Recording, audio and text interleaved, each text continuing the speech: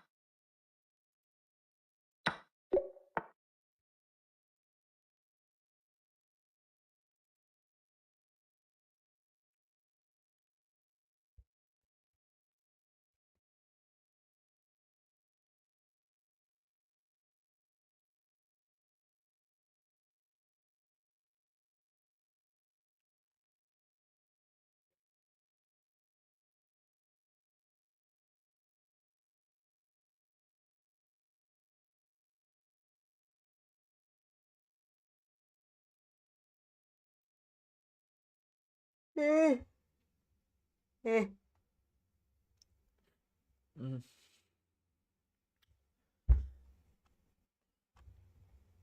Take king, slide check, take mate. Queen takes a3. Yeah, king b1. And then what? After king b1? ¿Qué piensas? Yeah, what do we do after queen king b1? Eso estoy pensando. ¿Qué hacemos después de rey b1? Bishop check. It's not pin. Oh, I thought that it was pin. I thought that my king was here. Okay.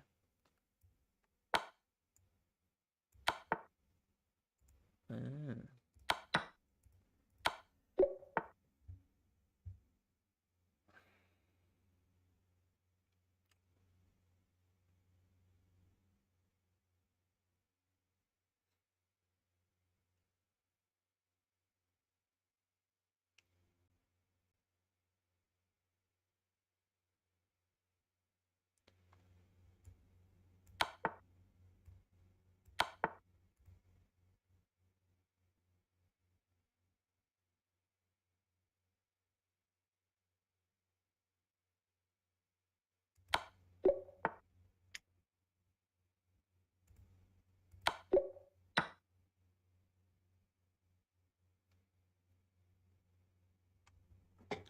Magnus who? Mm.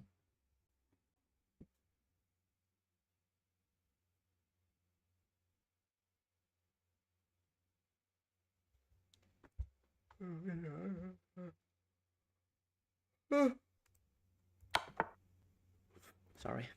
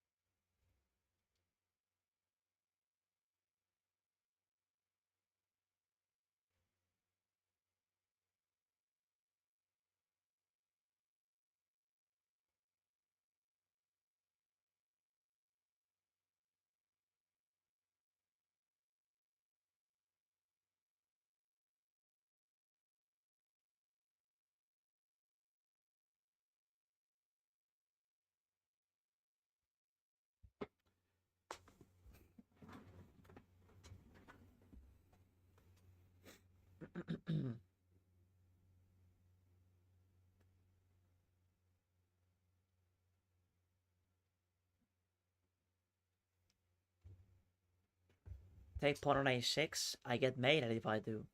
If I take this pawn, there is a checkmate on d1.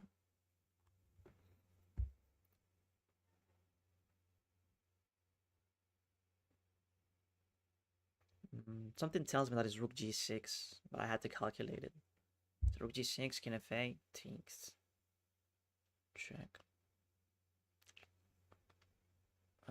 Then he has to go to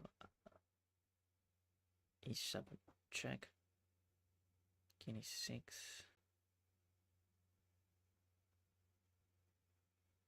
I can win the queen. Okay. What else do we have? King f7. If king f7 is play, have that check.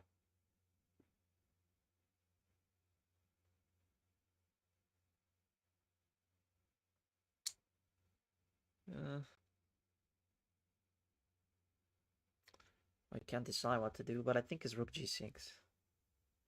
Queen to g6. It's just that the problem with queen g6 is queen g7. And I think if black plays that, it's gonna be fine.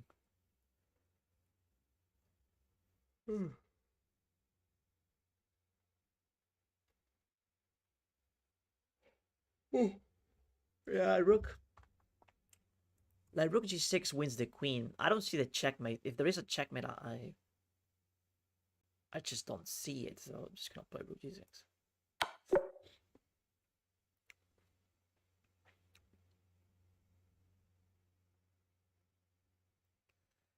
What's a 94?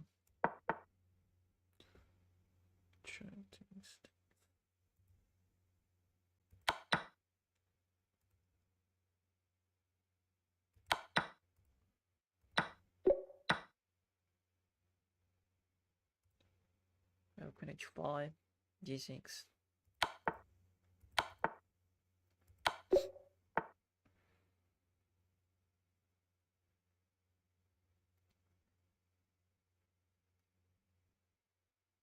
Oh, we have a queen.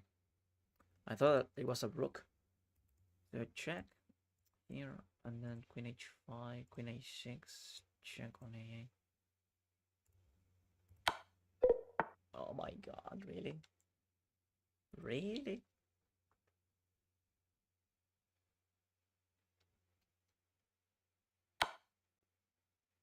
Oh, you check with the queen? I guess there is a checkmate on G. Nah, on B5. Oh, come on. That is some bullshit. So he has to block with the queen. Bruh. Oh. They basically cheated, bruh. That's just cheating.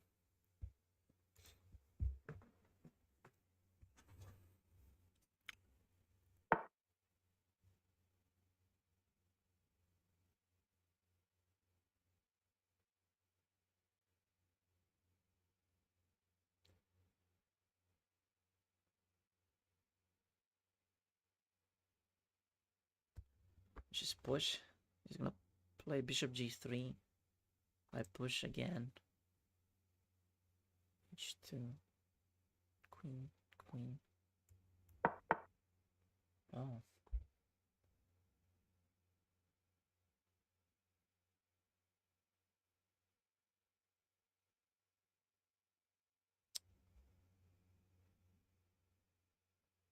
I guess we take it.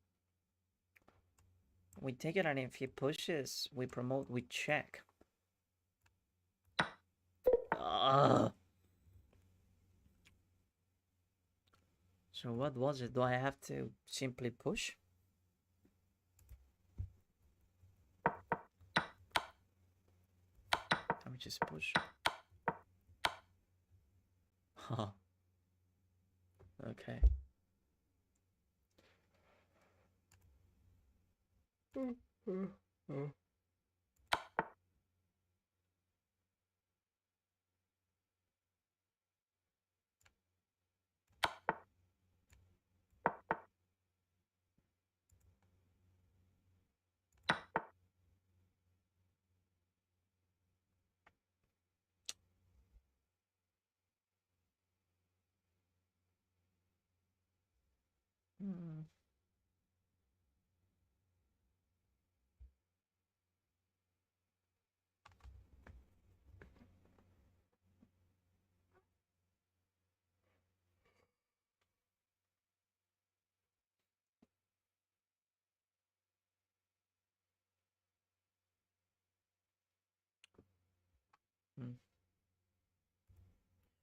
I played queen c4, but probably it's wrong.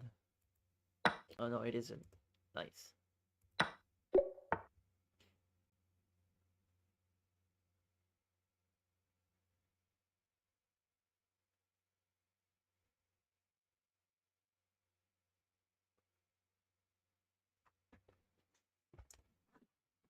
Hmm.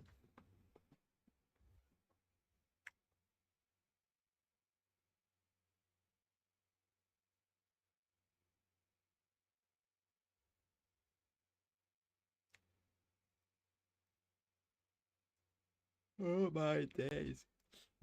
I remember doing this puzzle, but I'm so slow today.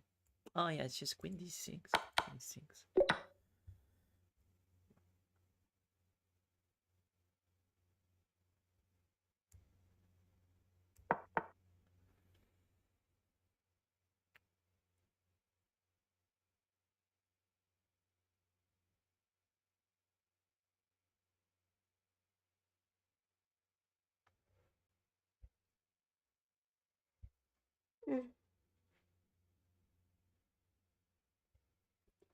It would just take, right?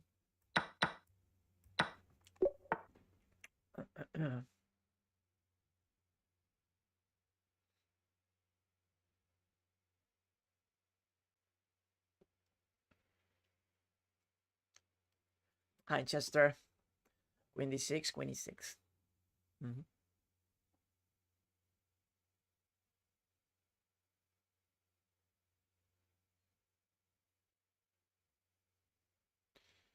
Wait, what? So whatever.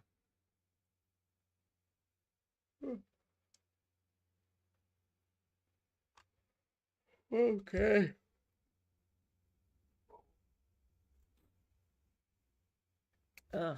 Man, it's not a hard puzzle. Come on. Wake up. Wake up.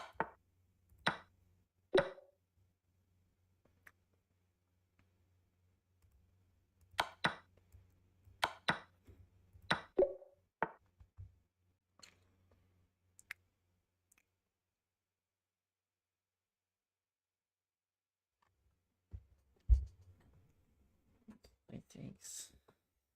Okay. No.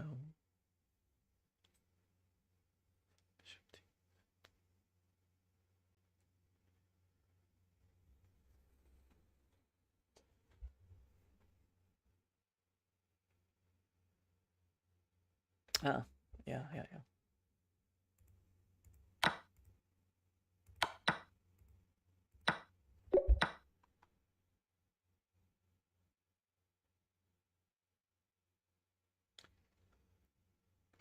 Check.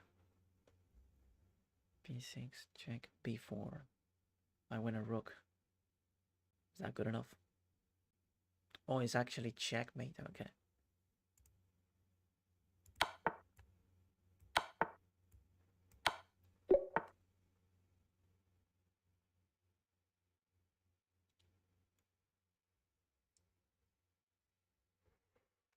Ooh.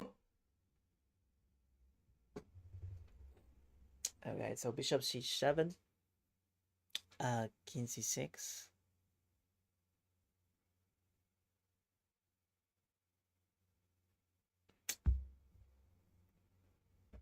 Bishop c7, king c6.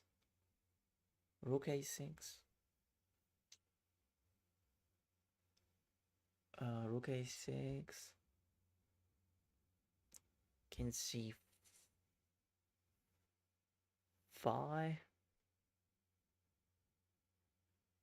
Maybe b4.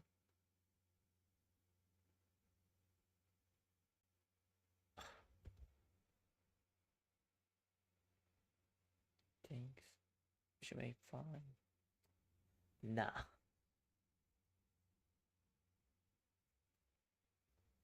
Win the rook.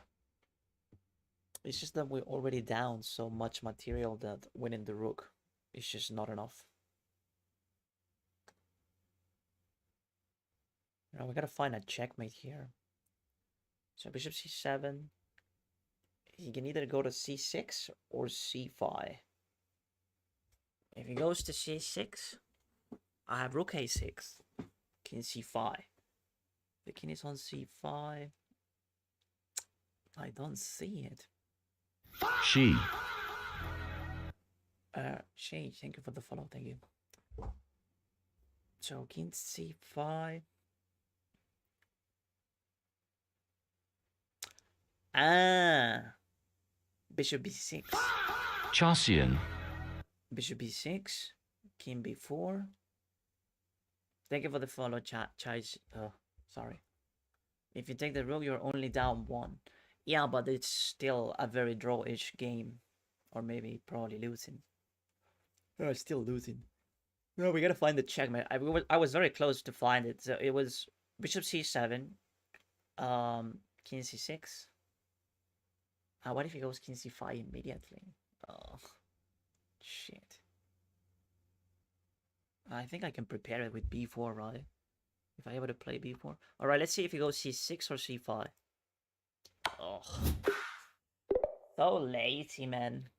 I'm just not calculating. All right, but I guess if we have another run, we will wake up.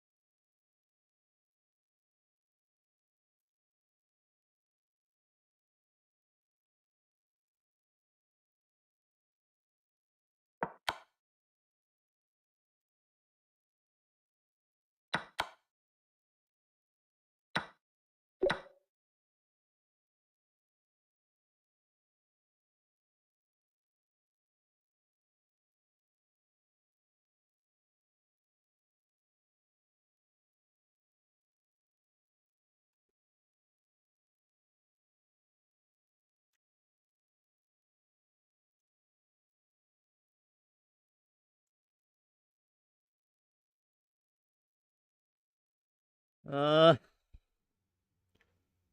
I'm just not feeling it today.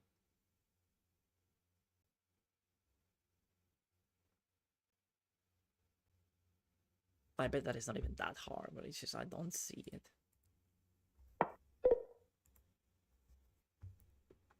What the fuck was it?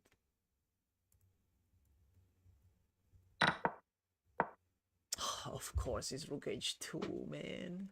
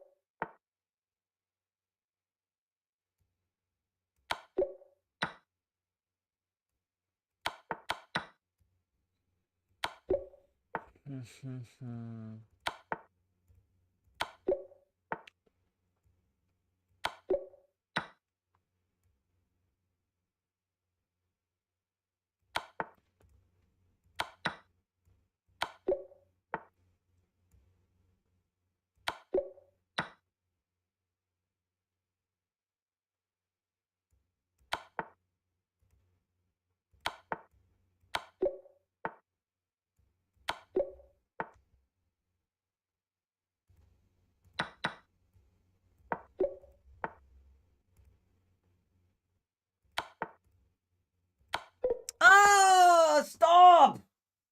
You fucking asshole. Oh.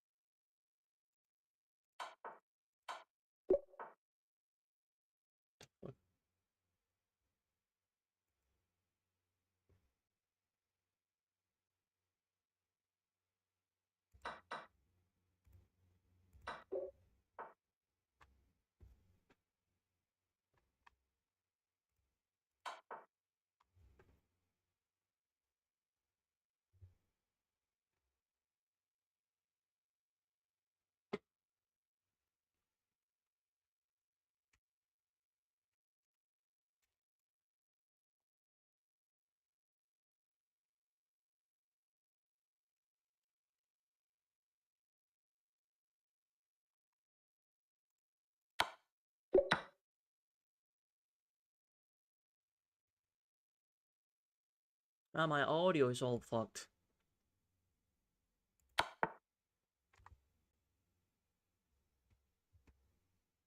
Hello?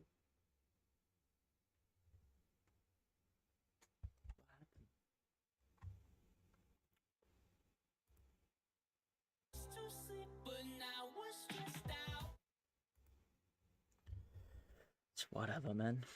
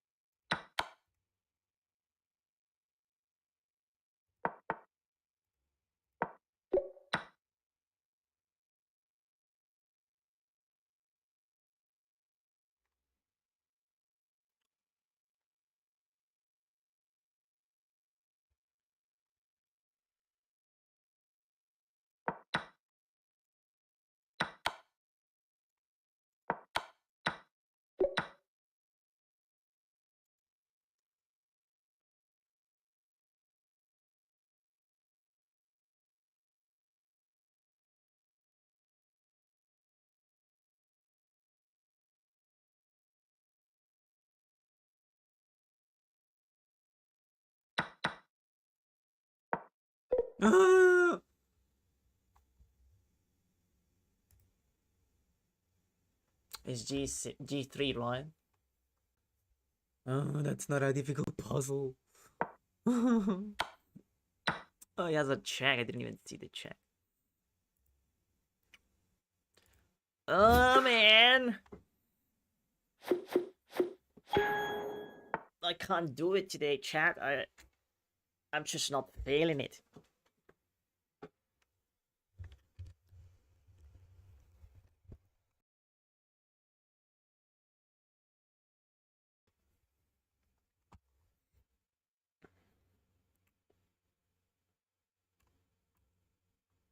Oh, shit.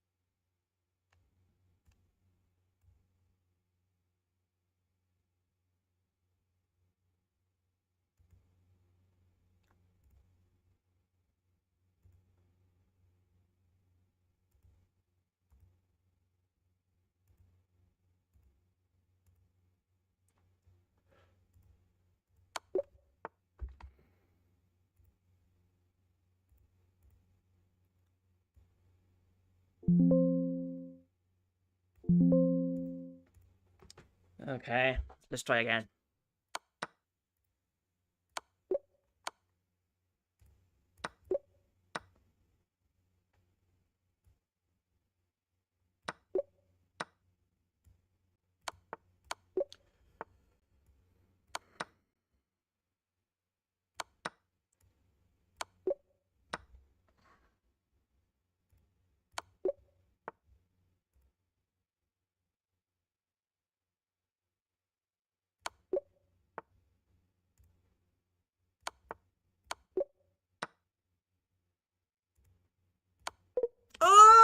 Oh, come on!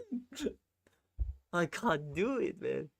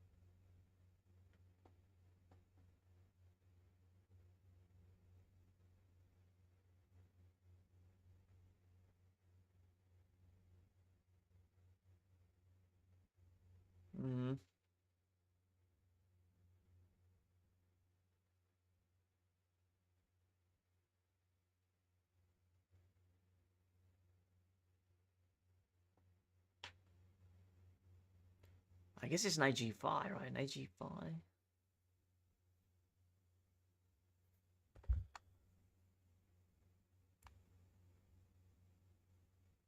Is it knight g5? Is it play for up 7? Takes, check.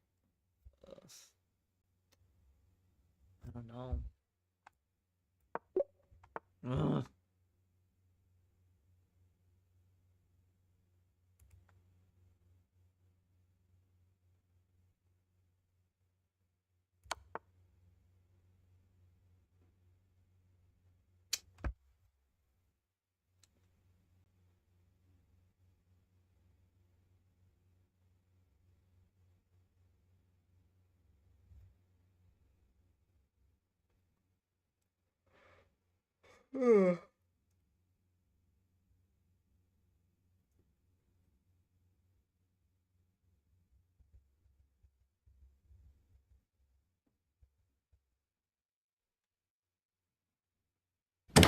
Thank you! Hey Sam, thank you for the heart me. And Manusia Man, thank you for the health potion. Knight h2? Why? Why knight h2?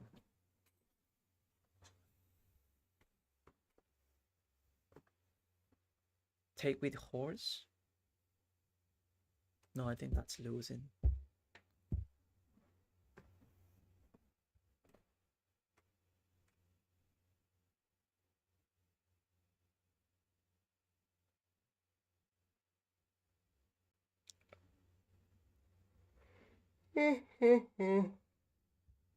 I feel like we only have one move, it's rook e5. I'm gonna play rook e5, I don't really see anything else.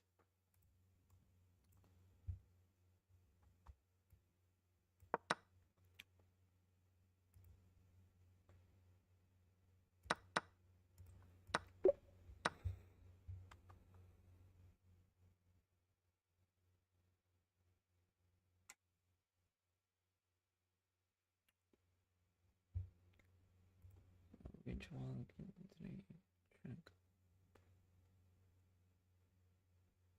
Bishop f2. Oh, I take the rook. Am I getting mated?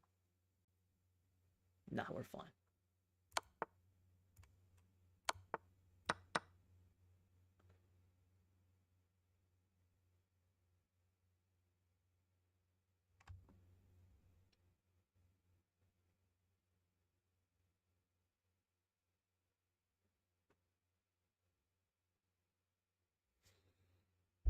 Queen takes d3, king g4, queen takes e4, king h5.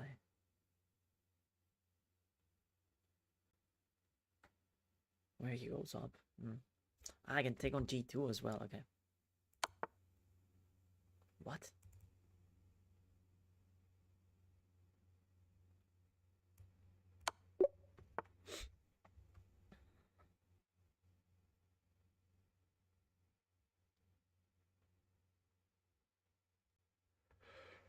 Alright, the check. Oh, of course you took. Gosh.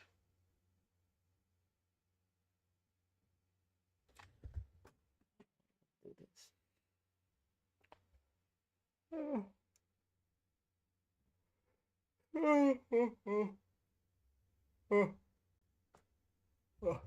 Queen d1, right?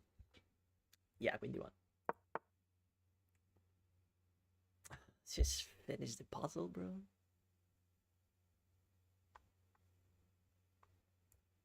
c3? No. Maybe.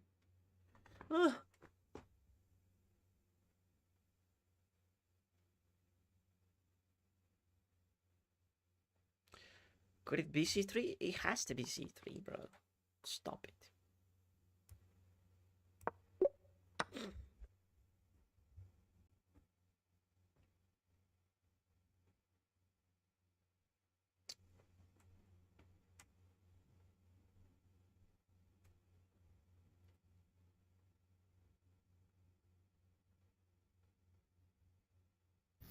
Benny, Benny, thank you for the follow.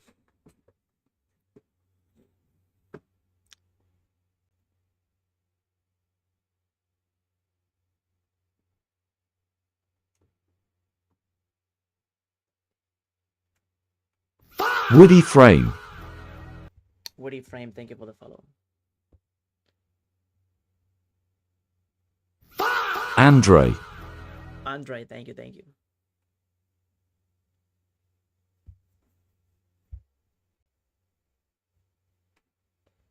F7. Yeah, but like...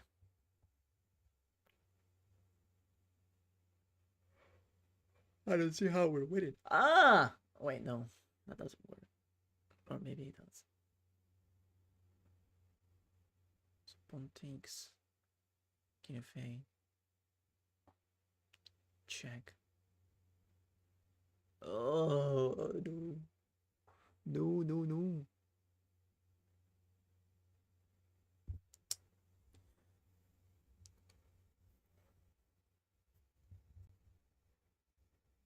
Why not eat the rook? Oh. I guess we can eat the rook, but not yet. You should play pawn takes f7 probably first. Or maybe there is a better move that I'm missing. That has me pissed off. So pawn takes, king h8. We're missing something here. And about knight f6 immediately. Hello, these nuts. Can't read. Yeah, chess is very boring, chat. I don't even know what you're doing here. And there is no checkmate, what? Oh, you're talking about taking the rook. I guess we should. Yeah, I don't really see anything. I guess I should take on f7 though. Something tells me that taking on f7 is okay. Because if I take on h7... Hey, thank you for the follow. Sorry, for the sub. On YouTube. Mr. These Nuts. Thank you, thank you. Yeah, I usually forget about the chat on YouTube. But I appreciate your company. Sack the queen. Queen takes f7, rook takes, and then pawn takes, and then king f8. And why did bro sack the queen? Thank you! There's no reason. Thank you, Woody Frame, for the heart meme. Appreciate it. The rook is hanging. Yeah, he's just gonna take the rook, chat. I mean, I don't really see anything else. Okay. So he's threatening checkmate.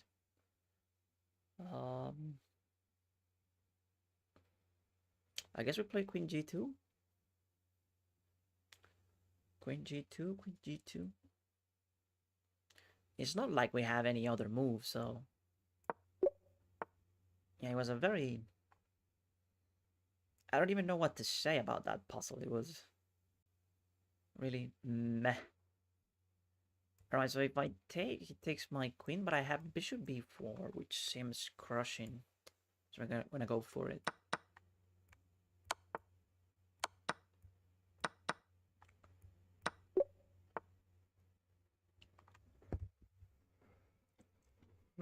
Okay. I'm sort of waking up a little bit more now. But that doesn't mean that I'm seeing more things in terms of... Damn, bro.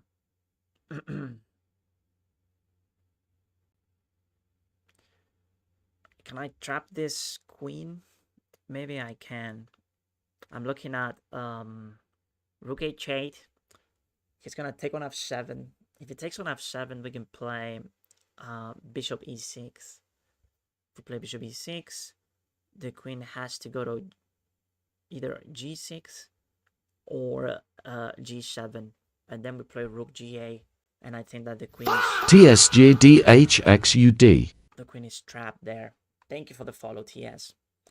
So yeah, we're just gonna play this, and then bishop e6, and yes, he takes. We just take with the pawn, and then rook ga, and yeah, we got the queen.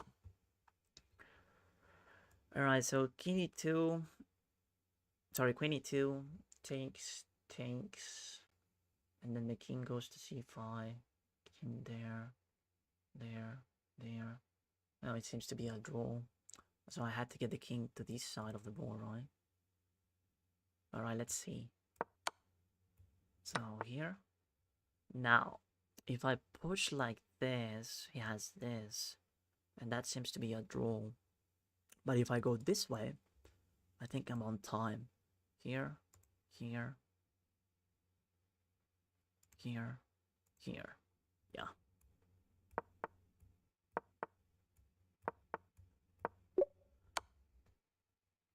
Okay. So now G6 only move I feel. But I might be wrong. And doesn't he have this? No, he doesn't. He has Queen H4. I can play G5. Bishop takes. I take the rook. I don't know. It feels like G6 might be incorrect. But at the same time, I don't see a single problem with it. No, I guess we go G6 because we have Queen B6 as well. Queen B6 is really good for black. So we're just gonna play G6. So he goes Queen F3 because of the same reason.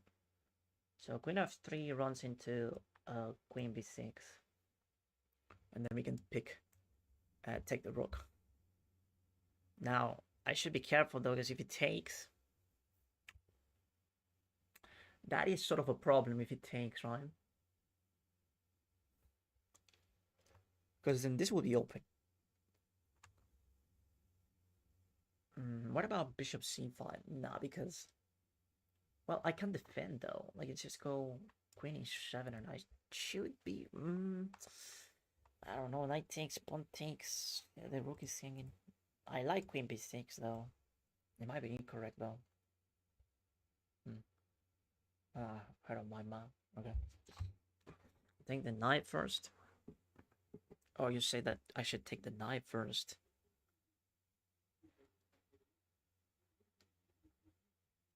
So yeah, that makes sense taking the knight, honestly.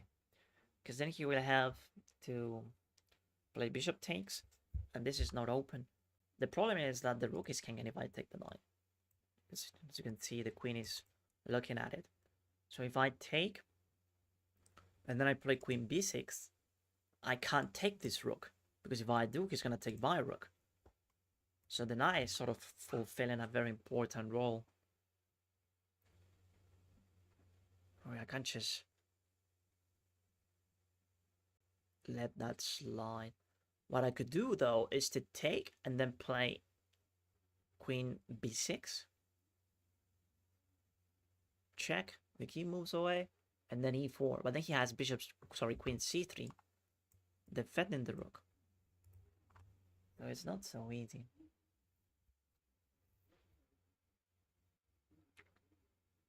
It's just not so easy.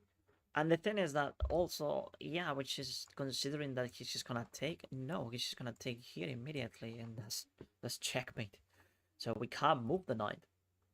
The knight cannot be moved. So check on b6. He blocks or probably plays king h1. I would say that he blocks with the bishop e3. And then we take, and then knight takes, and then pawn takes. And I guess we're fine in that variation because queen f7 is not really a threat because we have the queen on c7. Yes, we're gonna play that.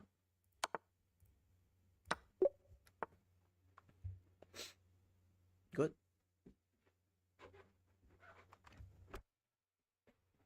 Bishop c5. No. When it comes to puzzles, Chad, you need to be always looking for forcing moves. If you play something that is not really forcing, it's probably wrong. Or it's not what the puzzle wants from you.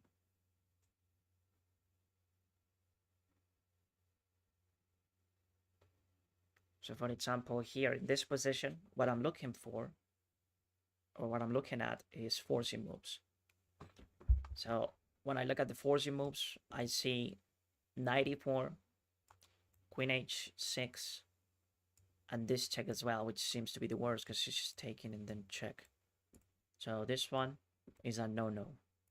But knight e4, it's worth to be considered, right? So because it goes here, and then I can take this, which I don't think it's what the puzzle wants. Probably we need to find something else. There is something else that we're missing. But knight e4 is a very good start. Now, queen h6, d3. And then we can take on f2 maybe. But it doesn't seem to be enough. We're just going to play knight here. And then I think white is going to be fine. So, based on how weak queen h6 is, I can easily claim that knight e4 should be correct. So he goes king e3, which I didn't even calculate. Now, maybe we can simply take the knight, or we can just sacrifice the rook. In what puzzle? Or maybe we can just look at more forcing moves. But I don't see anything else. Now, there is a small little detail now. Queen a6 is a little bit stronger now. It feels a bit stronger. Because now he can't really block with the pawn. So the king has to dance around one more time. But where does it go exactly? Now, if he goes to d3, I sort of like that, because then the rook gets into the game with a check. And it's a very strong check. Because it's going to go here. And then we have this check and we win the queen. And that seems to be game. The other alternative could be that he plays something like... Yeah, I think I'm going to go queen a6. I really... but he has knight f4. Just realized that knight f4 is a big threat. So I can't play queen a6. So based on the fact that queen a6 doesn't work, we can take this knight. And now we just play. And that's how you usually solve the puzzles. It's like you have to review all the variations and you need to identify why certain lines don't work. Because there is only one possible solution for the puzzle. That's also a key element to consider. There is only one possible solution. So you have to find what's the problem with the other lines that you're calculating. And as soon as you get that, you'll get it right, I guess. Right, so here, let's have a look at the forcing moves. Let's try to do this one together. Queen e8, exactly. That's a very forcing move because it's basically checkmate, right? So since it is so forcing, it's probably the top candidate move. Probably the move that we should play. Okay, so yeah, Queen e8 forces Queen d8. Thank you! Patrick, thank you so much for the heart me. So it forces Queen d8. And then what do we do after that, chat? After the queen is on d8. How do we proceed? Queen e6. Another forcing move, right? It forces the queen to go to d7. Okay, so the queen now it's on d7, and our queen has taken the pawn on e6. Now, how do we continue? After queen d7. All of these Ray. is probably correct, because it's just forcing moves. Black has nothing else to do apart from playing this line. So now we need to see how do we capitalize with the queen on e6. Okay, thank you for the follow, Ray. I'll start with e6.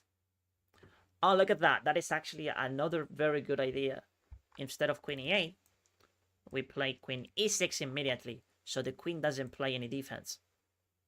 Okay, so we play queen e6. We force the king to go here, and now rook here comes with probably winning the game, right? And that's why you don't commit to queen e8 immediately, right? Because even though it looks like a forcing and candidate move, after queen d8 is played and queen takes e6 is played, the attack has vanished, right? So now, thanks to someone in the comment, very sharp by the way, we realize that instead of queen e8, the most forcing move and winning line is probably queen takes Arjun e6. Nyack. Okay, and this was the correct move, and this is exactly what they want us to play, right? So we're gonna play it. And there you go. Thank you for the follow, by the way, Arjun. Yeah, so queen e6. Okay, so the same thing goes here. So what are the forcing moves, and how do we win this? Unlike another. Only Canada. Thank you for the follow. So how do we win this one, chat? Just try to apply the principle of finding forcing moves, and I can guarantee that we will get the answer. What's your elo in puzzle? I don't know. Does it have an elo?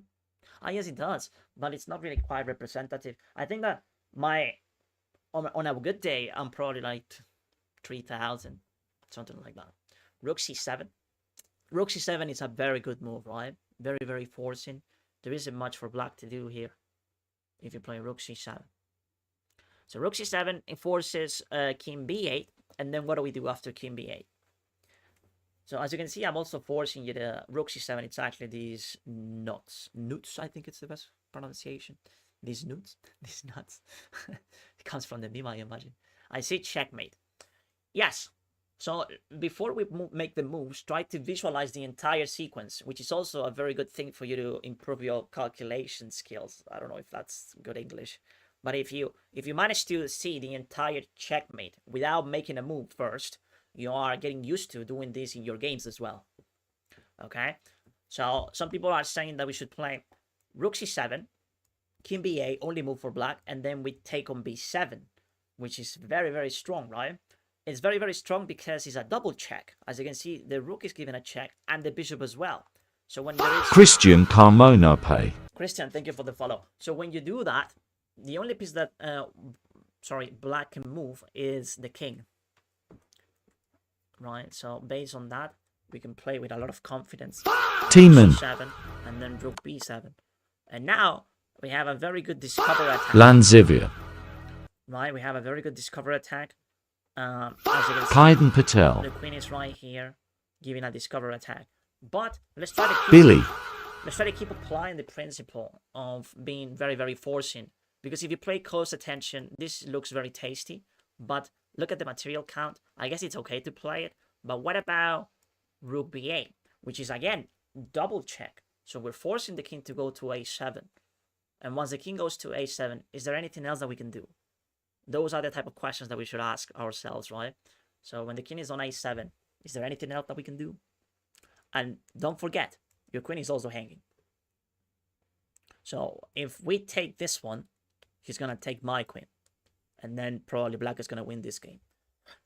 So rook b8 seems to be like the only move that we should play here. Chess is a sport. I would say so. I mean, not really a sport, but probably science sport, something like that.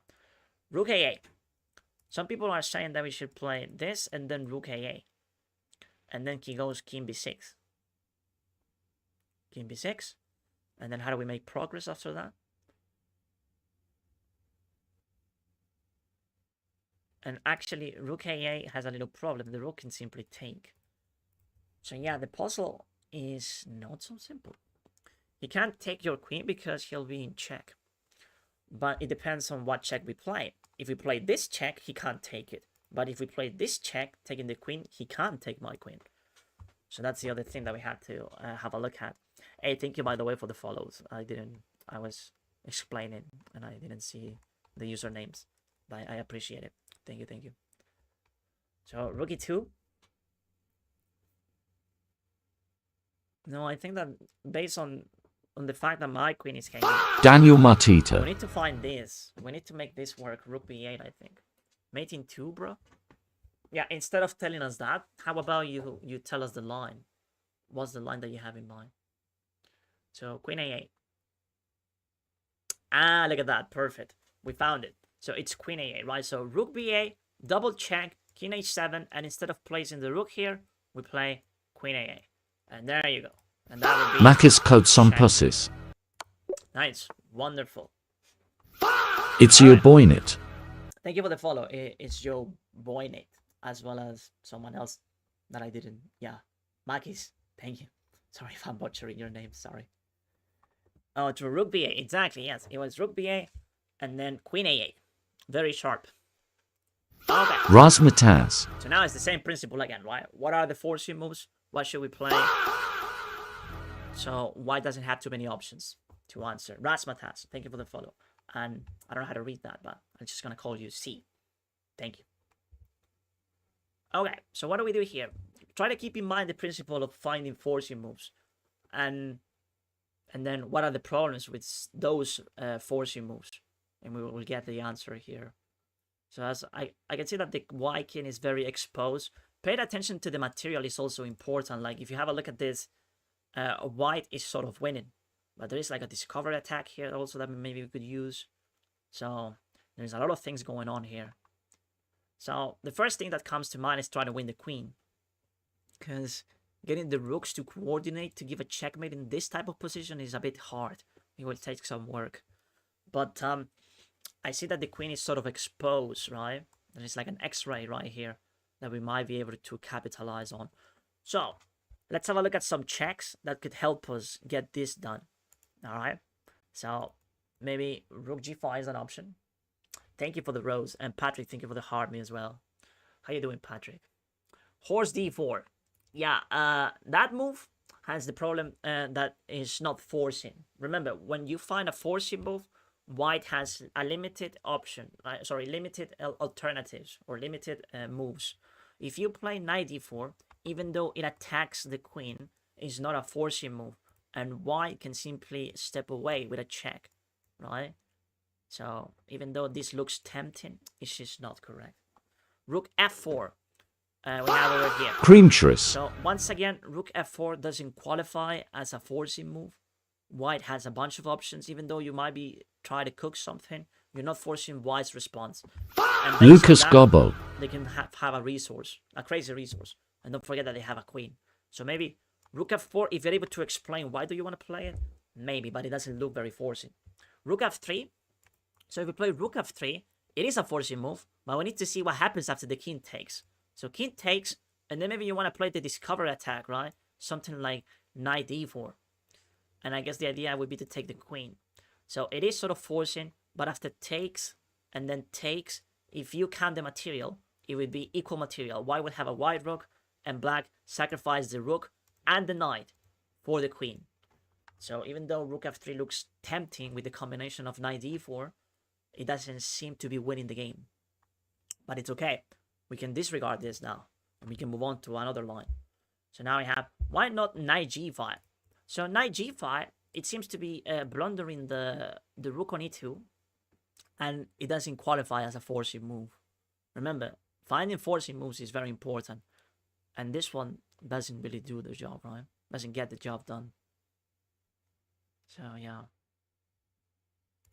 So what other forcing moves do we have? Rook e3. Alright, so rook e3, it's a candidate move if you ask me personally. It's a check that is asking questions to the white king. Where does it go? If the king goes here, well, that's not available because this rook is here. So check, and the white king has only 4 options. That's a lot of options, but we can calculate them. So king can go to h2, and if that happens, we have a check right here. And yeah, I don't know really if it is winning. Alright, so rook e3 check. It has too many options for white, right? You just go in all of these directions. So if you manage to calculate all of that, maybe you can consider rook e3 a candidate move. So what else do we have? Rook f3. Yeah, we disregard rook f3 because it just sacrifices too much material to get the white queen. And then probably it's like a draw-ish endgame. So rook e3 winning. Alright, so for those of you who are saying, bro, rook f3, then knight g5. Tumela. Yeah, the problem with rook f3, yeah, we need to disregard rook f3 because it's just not working, these knots. Because if you play rook f3, king takes, and then you want to play knight g5, this rook is hanging. So the king can simply take it. And then you sacrifice the 2 rooks, and you're not even getting the queen. The only way for you to make it work, rook f3, is to play knight d4. Because knight d4 defends the rook, and it gives a check. And then the king has to move away, and then you're going to take this queen, of course, but then white takes your knight. And that is, once again, like I said before, equal material. So I don't think that's the solution. Remember, you need to find a winning tactic, a winning combination here. Sometimes it's checkmate. In this case, I don't really see checkmate. But, yeah. Okay. So some people are looking at rook g5. Rook g5 is also sort of interesting. Now, one problem that I see with rook g5 is that he can play king f3. But then knight d4 is very strong. And things have changed in this variation because we play rook g5 and we didn't sack the rook on f3. Our rook is safe. And then knight d4 is a concrete threat. You see? So since it is a concrete threat, it is a more interesting idea to play rook g5. And now I think this is the new candidate top move, the move that we should consider the most for the moment. Rook g5, and then knight g5 wins the queen. I mean, you can't place the rook and the knight in the same square, but I really like rook g5 because it limitates white's responses, right? So white can go up. If they go f3, they lose to knight d4. Knight d4 is winning. And if they go to f5, well, f5 is covered by the knight. So the only alternative for the king is to go to h4. And then h4 runs into a mating net with rook e4.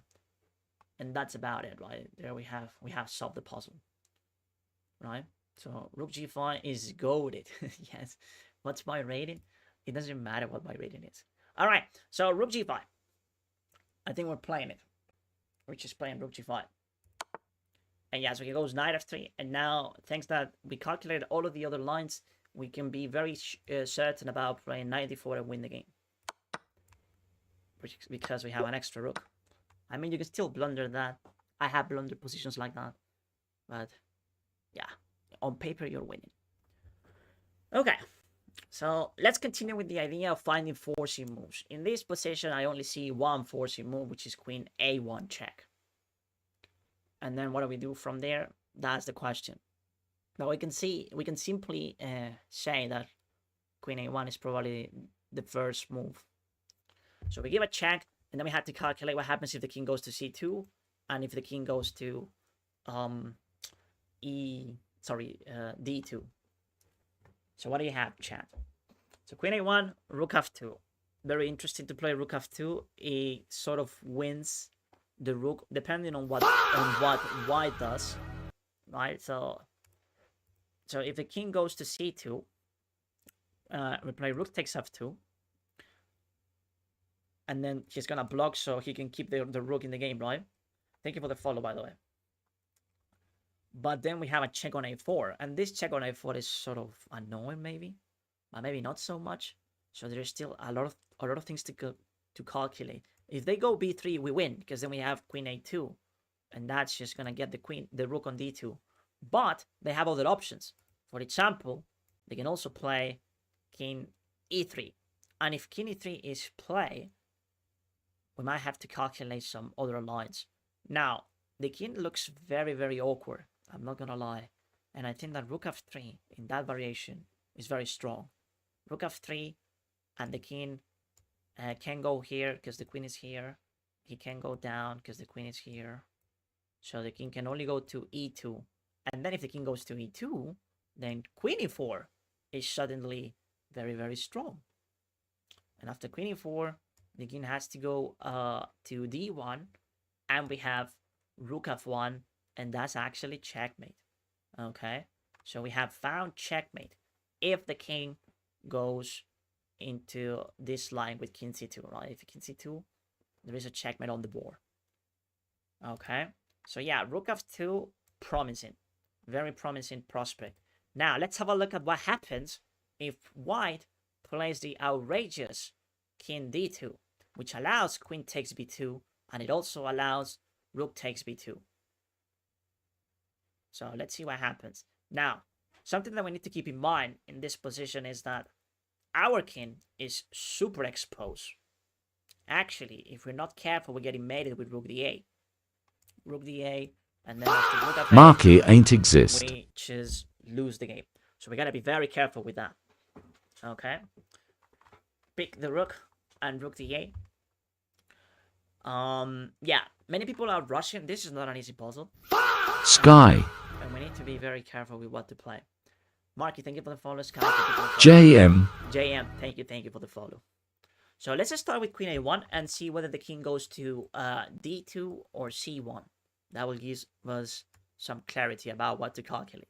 So check, and yeah, he plays the outrageous king d2, and I was expecting this move because, like I said, there were some mating lines, right, with king c2. So yeah, he plays the outrageous king d2, and now we need to be very, very precise, because there is only one sequence that wins.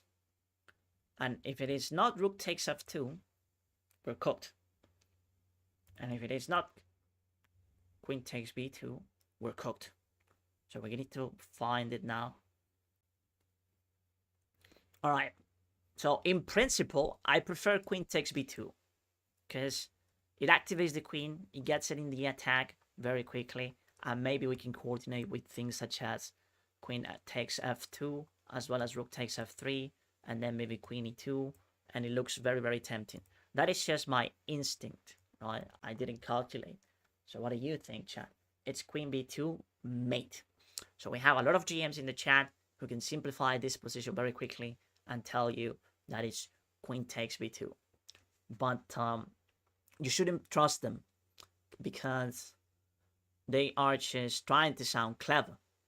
And maybe they just don't know the answer. They're just using their instincts to say it. So hardcore calculation is coming. So let's have a look. Queen takes b2.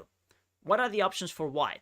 If white goes to e1, we win with queen takes f2. So that's not a move for white. If white goes to e3, we can play queen takes f2, which is also check. And then the king goes down. And this line seems winning because we have check also on e2. And then the king has to go here and we take the rook with check. If we manage to get the rook with check, we are in a winning endgame on paper. So king e3 seems to be losing as well. So now let's have a look at this final move, which is king RVGGW. So after queen takes king d3, this one seems to be the most challenging line. But I'm looking at rook f3, which seems to be winning the game. Because rook f3 forces either... but he can go down to c4. Alright, but based on the fact that white cannot go here and they cannot go here and the only decent move is this one, we can say that queen takes b2 is correct. So now, king d3 has been played, the only move that is not losing on the spot. And now we need to see whether rook f3 works or we should find something else such as maybe this check or whatever. But so far so good. Queen b2, you will at least win the rook. Yeah, but we calculate some lines where you win the rook, but there is another one where king c4 is available, and that one doesn't win the rook. Or maybe it does, but we need to calculate it, we need to see how. I think that this move, we have this. The problem though here could be queen g5. I'm looking at my king, because there might be some variations where white has perpetual check. So we need to still be very careful with our king. For the moment, it seems that we should be fine, because the queen would be here, protecting d8. And the check on f6 is just not available. The rook is on f3. So it seems that we are fine. We're fine. Yeah, I think we can win the rook. And I think we're going to win the rook, right? Rook f3 is correct. And yeah, it looks very good, because if the king goes to c4, we have queen e2. And surprisingly enough, after the king moves away after the check, we can take, and all the checks that white can have are under control. Except for one that I miss, which is queen e8. Well, queen e8 runs into king g7, and then if he gives another check, the rook drops back to f7, and then he can give a check on g5. And we need to see what to do after the check on g5 is played. I think that we have, yes, we can simply go to king fa. And king fa, queen a6, king e8. And I think we're winning there. He does have a check on e6 though. If he gives a check on e6, we have rook e7, and then queen g8, and we have this. And I think that finally, after all of those checks, but still he has... no, if he goes for queen c8, we can play queen d8. Alright, I think we'll be able to defend the king from perpetual check. Alright. Oh, I guess we don't have to. Okay, so that was a very instructive puzzle. Rook f3 is better because white can block with pawn.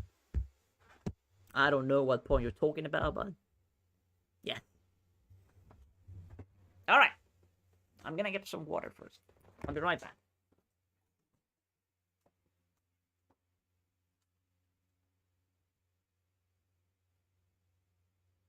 T.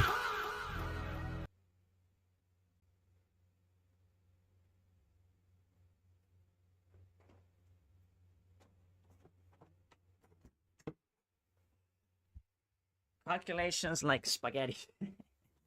Yeah, bro. Okay. 146 views. What the hell? Liz, you're getting famous as fuck. About time, I would say. But it's just chess, alright? How about we chill? It's just chess. Okay. So, let's try to keep the principle of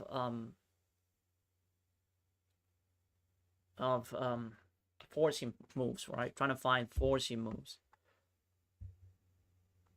So, one forcing move that I'm seeing here that I really like is to play Queen H4. Forcing H3. And then if H3 is play, I'm looking at moves such as Knight takes or maybe Bishop takes.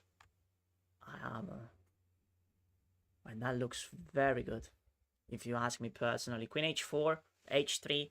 By the way, H3 seems to be like... Oh, he can play Knight F3 as well. But Knight F3 might have some problems. Because if you play Knight F3, don't I just have Bishop takes F2? Bishop takes F2. And then King H1. I take on H2. No, that's not a move. Alright, but Queen H4 is forcing either Knight F3 or H3. H3 might be losing. Knight F3 seems to be a bit more appropriate. But we shouldn't also forget about the fact that this knight is hanging. So if we take this one, he's just going to take this one. And I think that white after that might be okay. I was looking at d5 there, hitting the bishop and the queen. But white can simply go queen takes g7. And then that hits the rook. And it's... Knight takes f2, some people are saying. Knight takes f2 is also a forcing move, yes. But, I don't know. It does give white a bunch of resources. Like, for example, if you play knight takes f2, did you calculate what happens if white goes bishop takes f7? Because you need to have a look at that. Like, if you take, then queen f3 is coming, and then rook takes. I mean, I don't know. It seems that white is not winning, but black is definitely not winning either. So queen h4. Yeah, let's have a look. So some people are saying that knight takes f2 works, but you had to be more elaborated than... You had to elaborate the line. Knight takes f2, bishop takes d4. Yeah, many people do that, right? They just play with only one color, right? So knight takes f2, and whatever white does, I don't care. I'll play bishop takes d4. But that is just not correct, because white can play bishop takes f7. And if they play bishop takes f7, are you going to take on d4? No, you had to play king f8. And things have changed drastically. So knight takes d4, queen takes g4, d5. Yeah, we were looking at also at d5 here. The problem with d5 is queen takes g7, hitting the rook. So d5 doesn't seem to be working. So queen h4. Let's go back to queen h4. So queen h4, the only problem that I see with it is knight f3. Knight f3 is a bit annoying, if you ask me personally. Because it defends the mate on h2, and it also attacks the queen on h4. So if you find a way to stop both threats, or if you find a way to continue the line with knight f3, we can play it. But if you don't, probably is not a good move. So what do we do after knight f3?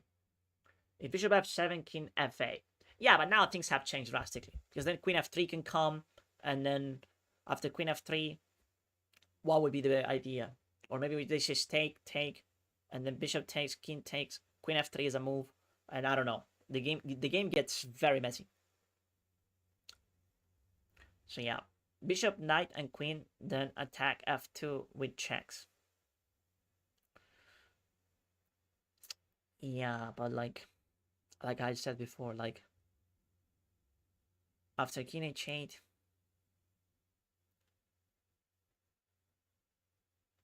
what do we do after that? It's just that, remember, queen h4 runs into knight f3. And then you want to take on f7, right? Sorry, on f2, sorry. You want to take on f2, I guess. Rook takes. That would be the ideal scenario if they play rook takes. But I don't even know if it is that ideal. It's just hard to process.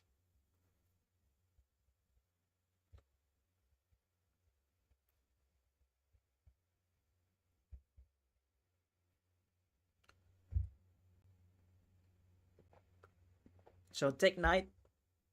He can take our... What? Sorry, I couldn't read that. Too many people are typing. Bishop f2, and then queen takes rook. Yeah, once again, you're just hoping that white takes, right? But what if they play king h1? If they play king h1, but I would say that take it, and then after queen takes f2, are you winning, son? Because what you just did is just a sack. Oh, but yeah, we get the rook. So yeah, king h1. What do we do after king h1 is played? They're not gonna take the minor piece on f2. They're gonna play king h1, and then after king h1, your queen is still hanging. So what do we do? Take it first, bro. Then think other moves. What do you want me to take? No, I think that even the first move in this puzzle is very confusing.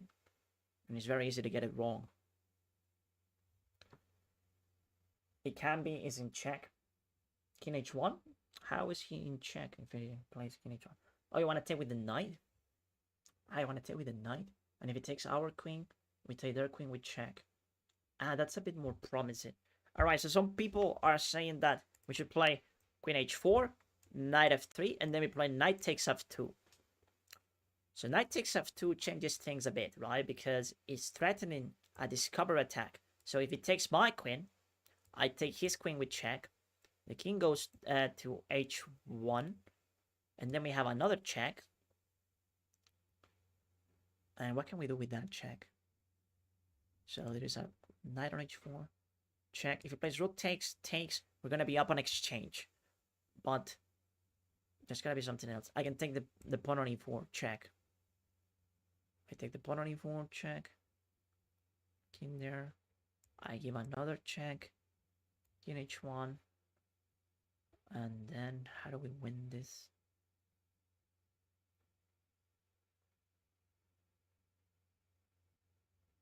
Okay, we want 2 pawns in that line. Oh, is that good enough? I have 7 points. And black would only have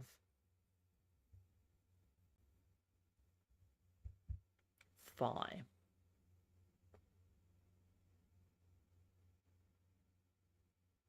Tough. Knight h3, discover mate. How is that a discover mate? I don't know, chat. Okay, but I think that the most promising approach is queen h4. We're gonna play queen h4. Bishop takes d4, queen takes g4, then d5. Look at that line. I look at it, but you're not looking the refutation that I said.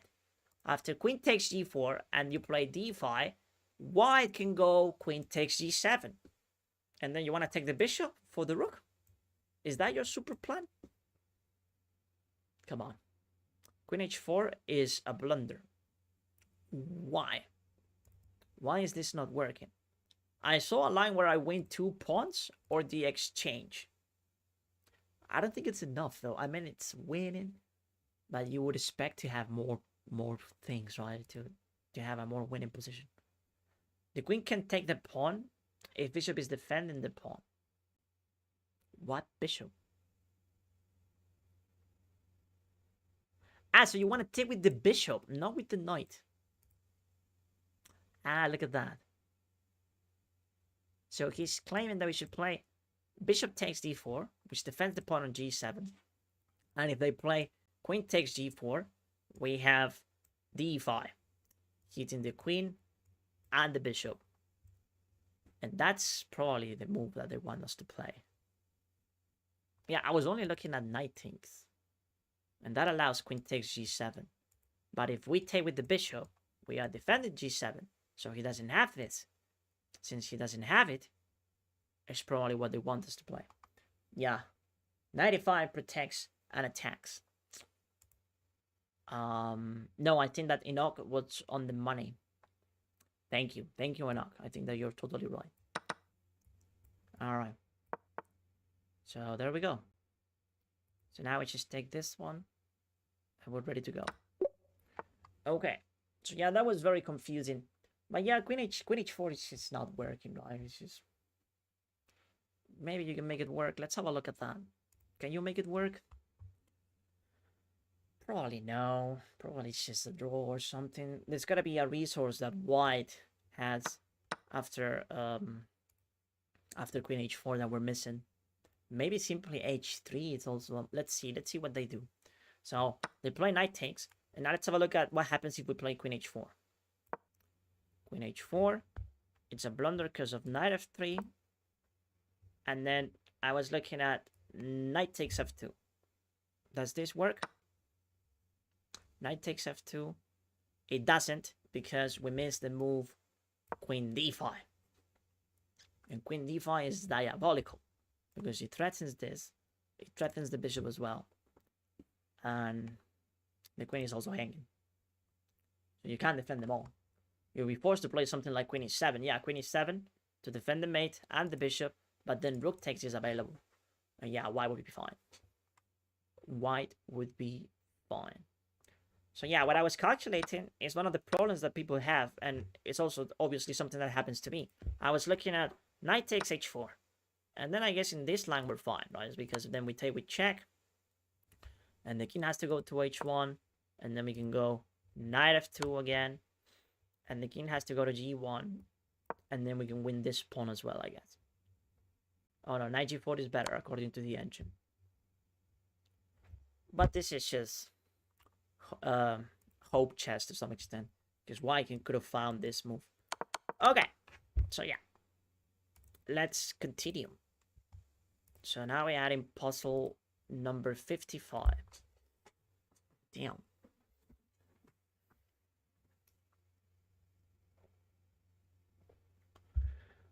Okay, so what do we have here? We're down a minor. Down a minor piece. I see a couple of checks.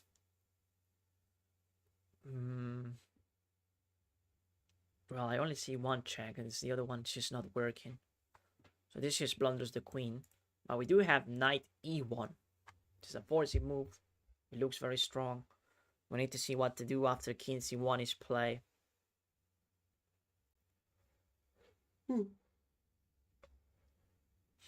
It's easy. No, it isn't, right? It's really hard. What we're doing here, it's actually taking chess very seriously.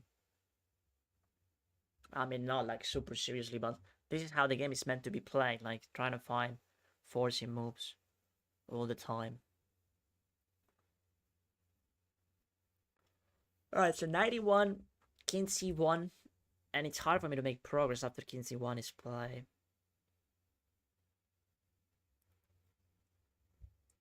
If king C1...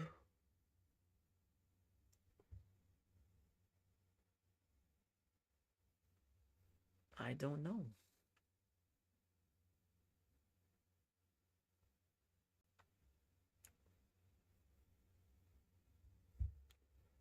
I don't know. Queen E2, check, and free rook. Yeah, Suarez, the problem with Queen E2 is the knight on C3. You can just take your queen. So yeah. Take a second, because these puzzles are far from being easy. Aberman. They are very difficult. Knight B4. Ah, look at that. Knight B4 is an interesting check that we didn't see. Knight B4. And then if king C1 is play... What do we do if king C1 is play? I have... Maybe knight takes A2. But I think I should have my knight for longer, right? Right, so... But knight b4 seems correct because it forces king c1 is the only move that white has. Because if they go b1, we win with queen f5. Queen f5 wins the game on the spot. I guess he forces this, and then we have a checkmate on c2. So knight b4, candidate move. And after king c1, we can play knight takes a2. And knight takes a2, it's good. I like it because if it takes the knight, we don't take the knight back. We play maybe queen c4 check. And then we can take the rook on f1. Something like that makes sense. I'm not entirely sure. Someone follow and I didn't see. Thank you. Don't we have steal f5? It has to stop with rook or what? You want to play queen f5 right now? It's not a forcing move. That's why I don't like it. Remember, forcing moves is top priority. Top priority.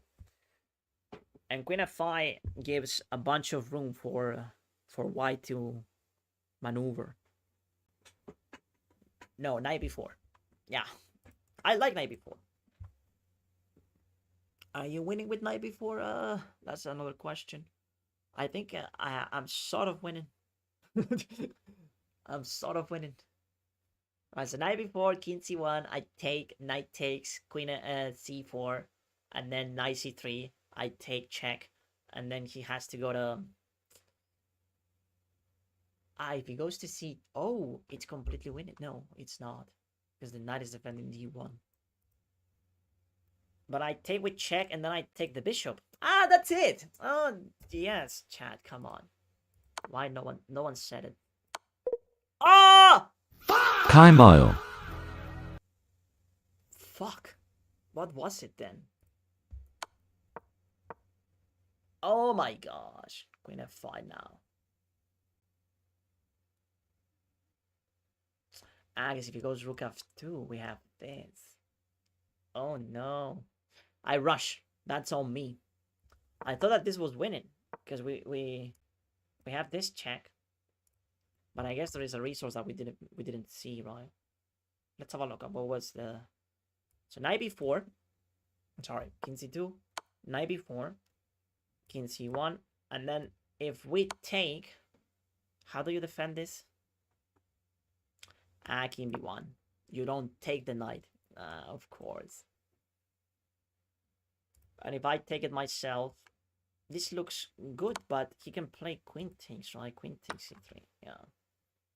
We have nothing there. Okay, I missed that. And it's because I didn't see that it wasn't a forcing move. Like it's exactly the type of mistake that we made all the time. It's not a forcing move. White doesn't have to take the knight. They can just go king b1. And then this is the refutation of knight takes a2. So they play this move. And you'll feel very stupid about knight a2. You only had one chance to win the game. And that was not it. But you see, that was the mistake that I made. It's not a forcing move. Knight takes a2 is just not forcing. You can play king b1. Okay. So yeah, this one on the other hand, it forces only one response, which is rook f2, and then you just fork, right? Knight d3, and it's over. It wasn't a hard puzzle. We should have got that one. That's my bad. Okay. Let's try to not make that mistake again. Like the other puzzle, hope chess. Exactly, yeah. Hola. Both are winning, but I think the correct one was winning without yeah, no, but it wasn't winning because of queen takes c3. No, it was only the move queen f5. That was the only winning move. Yeah, there is always only a winning move. Sometimes in some puzzles you can get two winning lines, but one of them is definitely inferior. Okay. So what do we have here? I'm looking at this queen being very exposed. I think it's about trapping the queen. How do we do that? So the queen has to defend the fork. And I think that's the key element also, like that. He has to defend the fork. So knight d5 comes to mind. Remember, this knight is pinned, so we shouldn't be worried about this. So knight d5. And if he plays queen here, we win with bishop here. What else does he have? He can play queen c4. But then queen c4 I take. pawn takes, and then I take on c2, and I win the rook. So yeah, knight d5 seems to be completely crushing. What do you think? What's my rapid rating? It's like 2100 or something. Oh, I found it. Bishop d6. Oh, you think it's bishop d6 and not knight d5? Why? Why?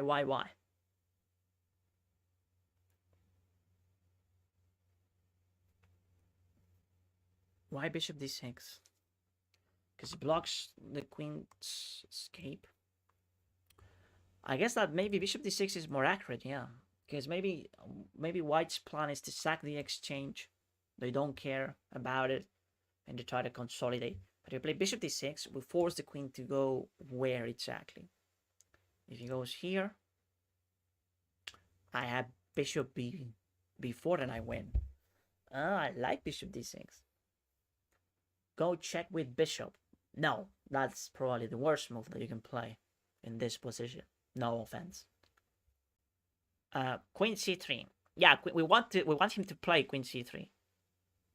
Queen c3 is the move that we want him to play. So I think it's bishop d6. Bishop d6 is better than knight d5. Because knight d5 allows this. And then he's gonna play down an exchange. But bishop d6 is simply a superior version. Because he blocks the queen. And he forces the queen to a very awkward square. If he goes to c4 though, that's the only complaint that I have. If he goes to c4. If he goes to c4. No, that doesn't work.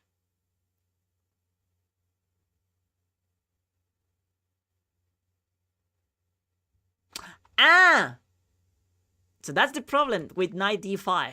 Because if I play knight d5, he has queen c4. And nothing is threatening the queen. Okay, so it's bishop d6. Now I'm quite confident that it's bishop d6. And yeah, he goes there and he takes. And then we just take the exchange. Okay. That was an interesting puzzle. I mean, it's instructive. More than interesting, I would say. It's a very instructive puzzle. You win the 4. What? You trade the queens, exactly. Yeah, it's a very instructive puzzle, that one. Okay. Let's continue. So we have... and a winning endgame here. I think that the key move here is to play a6 instead of taking the pawn. Why a6? Because there are 2 pawns on the way of the bishop.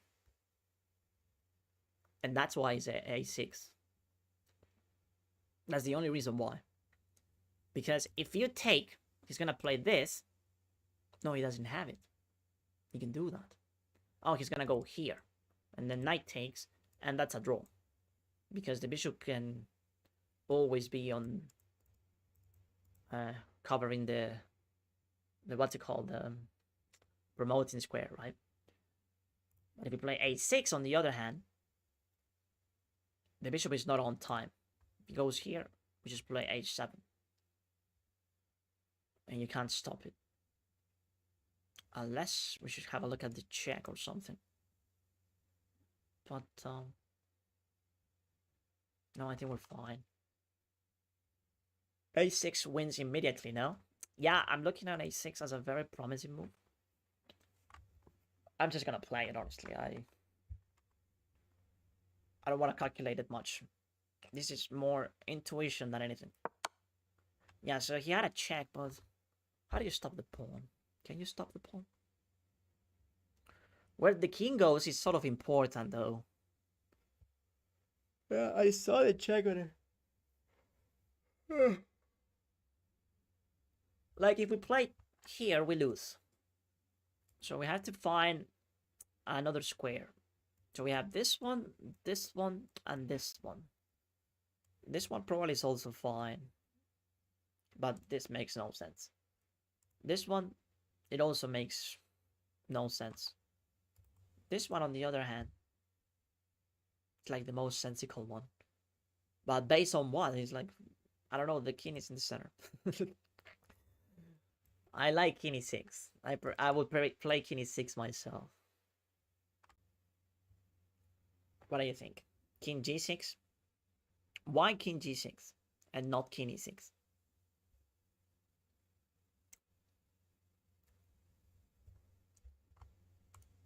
what's the difference? Because believe it or not, only one move wins. I'm not sure why, but we can have a look at that and we can see that probably one of them is just losing. My finger hurts. You've been typing like a maniac, right? King e6. Alex, thank you for the follow. Blunder the king if e6. Oh, so you say that king e6 is a blunder? Why? Why is it a blunder? Calculate it out. I don't know. Kenjoku, I'm tired already. Kenjaku, thank you for the follow. Nakamura, appreciate it. I'm tired of calculating that much. Based on intuition, I would play king e6. Harrison Mandic, He has d6. Harrison, thank you for the follow. Hamid, thank you for the follow. Amit, thank you. King g6 keeps an eye on the bishop. Yeah, but black is gonna play d3.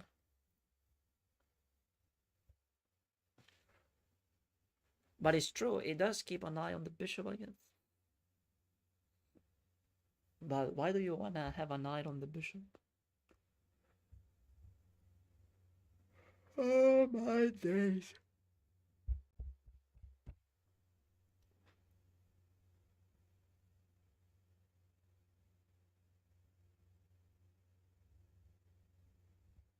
Alright. Maybe king g6, right? King g6, so a queen, you got check on g2 and I get the bishop. Okay, let's play king g6. And now knight b4. Knight b4.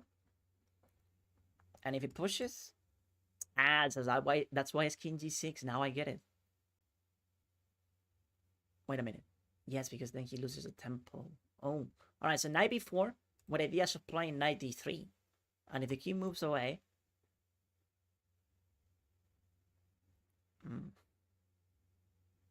this puzzle is hard, man.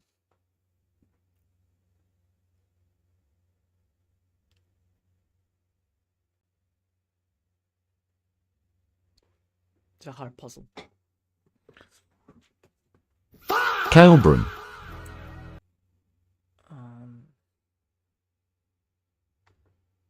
thank you for the follow. Why does king e5 loses? Because it allows the check. King e5 loses because of the check. And then bishop e8. Knight e3 losing a tempo. So you wanna... Knight e3. So he plays bishop takes, and then we go a7, d2, check. And then he promotes though. He promotes on time. No, I think we're gonna have to go knight b4. I prefer knight b4. Because my idea was to play the fork, you know, like it was knight b4, d2, and then knight d3. It's just that there is one thing that I like about White's position, and is that this is unstoppable. You can't stop it. But White might be able to stop Black's pass pawn. With knight b4, d2, and then we push h7, and if they promote, we have the check on f2, forking. So that's why I like knight b4. Knight e1. Caballo b4, d3, caso de 1, caballo f2, promoves antes. Exactly, yes. Right, so this line is... it's interesting. I mean, it forces black to waste the tempo trying to remove the knight. And, yeah, it has to be knight b4. Because if they move the king trying to avoid that, we have knight b2. And if we play knight b2, we win. Yeah. Oh, come on. It was a hard puzzle, though. It's very interesting to see how is it losing. How is it that that variation is losing? So check, king g6, and someone said this, and I didn't consider that it was okay. But the engine likes it. Why?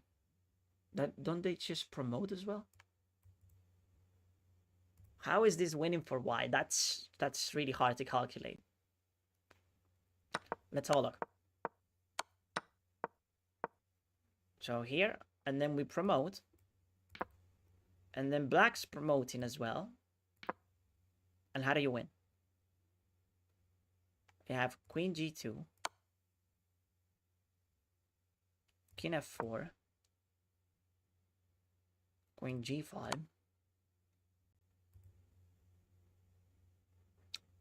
Oh, wow. That's just crazy. So if the king goes here, you have this check, and then the king has to go here.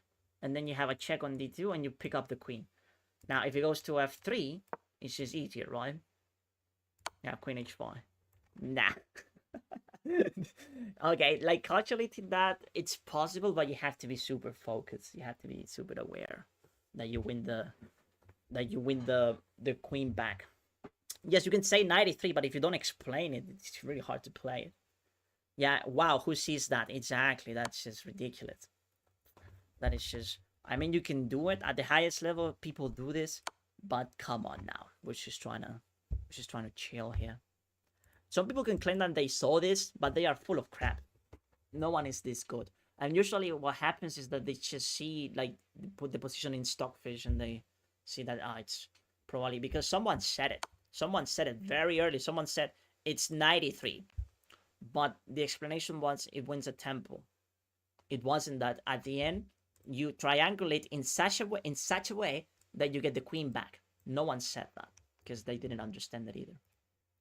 Now it's Magnus calculation type of puzzle, exactly. Yeah. Okay, let's move on. Yeah, and I was thinking that it's gonna be like super hard also.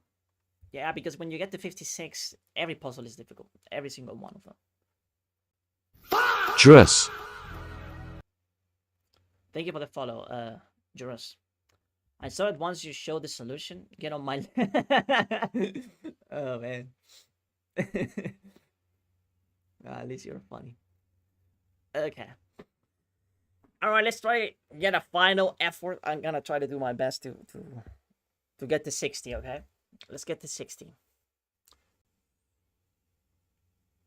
Alright. So the king is on b6.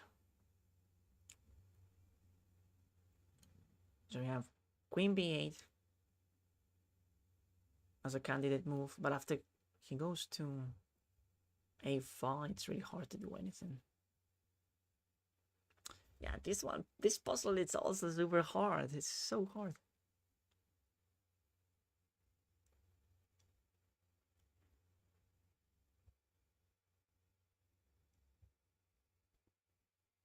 Ah, wait, so queen b8, and then we have queen takes a7. It might be that. b8 parece. Please win, you can do it. You can't win this. You can do infinite puzzles. The pawn is hanging. What pawn?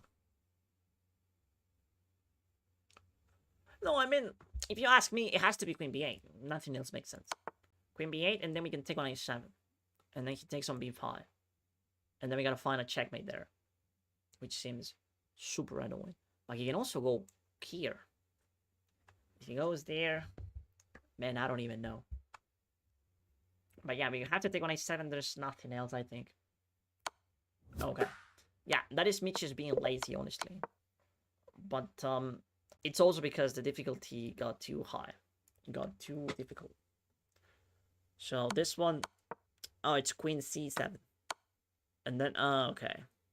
Yeah, I guess it wasn't that hard. Because then you have queen b7. No, this one is just me being lazy. He goes king a6, queen here, check. And then king here. And you have the checkmate on a7. Ooh, sorry. Sorry. It's just that I got tired. I'm gonna play some rapid now. Let's play rapid. Or maybe Blitz. What do you think, chat? Should we play Blitz or Rapid? Yeah, I guess we've been doing puzzles for too long. Almost 2 hours. No, that's not okay. Blitz or Rapid? What do you think, chat? What do we play? Blitz or Rapid? Blitz? Let's go with Blitz.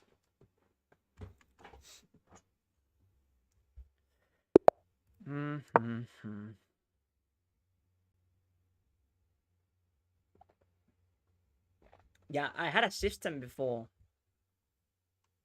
DPN. where I used to get to like 50 puzzles and then I play Blitz or Rapid, because when you get to 50, the puzzles change drastically. They get very hard, and it's really, it consumes a lot of brain power. So next time I'm just gonna get to 50 and Wrong. I'm gonna just go to play. DPN, thank you. Let's do Rapid. Okay, how about after this game we play some Rapid? Yeah, I guess Blitz is sort of fast, right? Fast paced. But if we play Rapid, should be fine. And this is a crazy move. Just forgot or not. Thank you, Ron. Thank you for the follow. Oh. And why is he taking so long?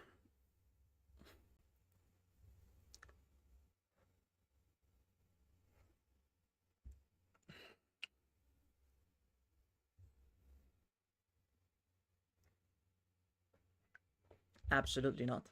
What happened, football knowledge? Okay, we're gonna win on time here. I don't have to do anything crazy at this point. Just gonna play solid chess and that should be good enough to win.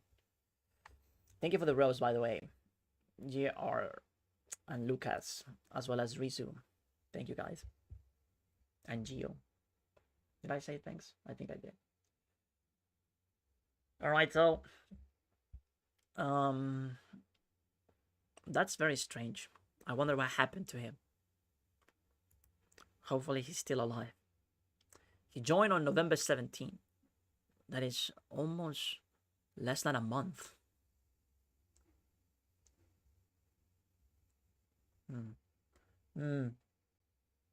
Maybe he got banned or something. I don't know.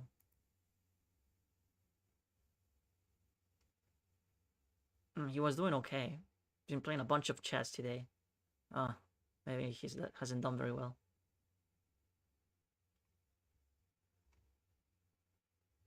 Damn, 21 and 41 Rapid. Okay.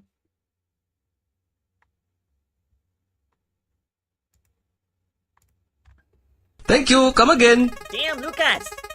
Oh no.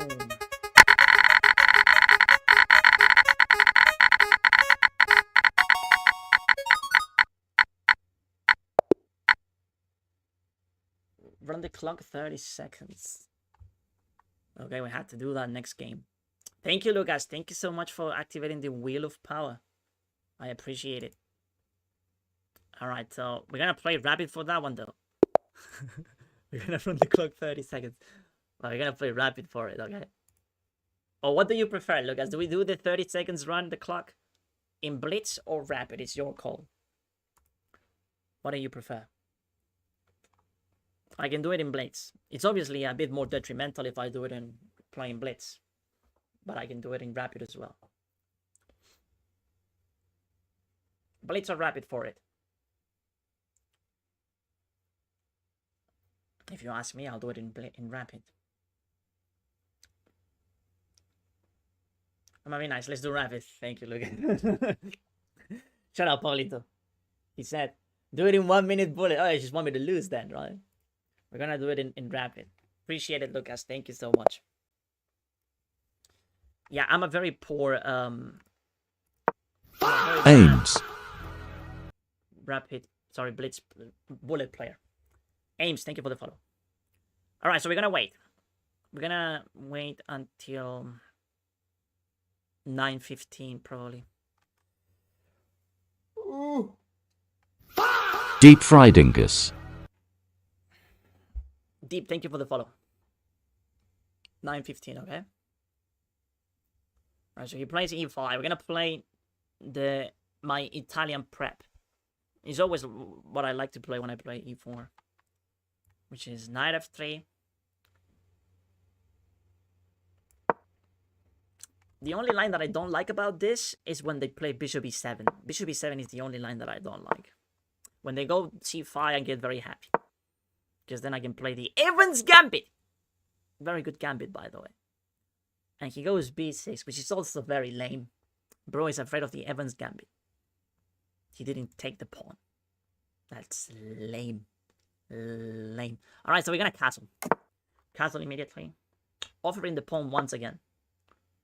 And bro just doesn't want to take it. It's gonna be a boring game, bro. Bro doesn't want the pawn. Alright, let's go b5. Which is meh. I don't like it very much. I don't even know why did I play it. I guess that this is the idea. I'm gonna play knight takes. And then oh, he's just castling. What a nerd. Bro didn't do anything like I want him to do. Now he's threatening this, right?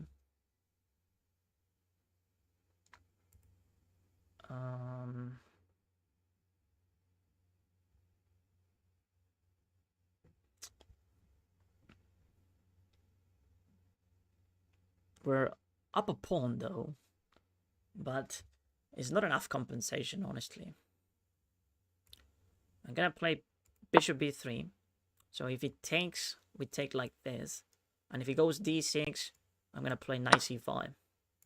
If he plays d5, which is take, I guess. Okay. So takes.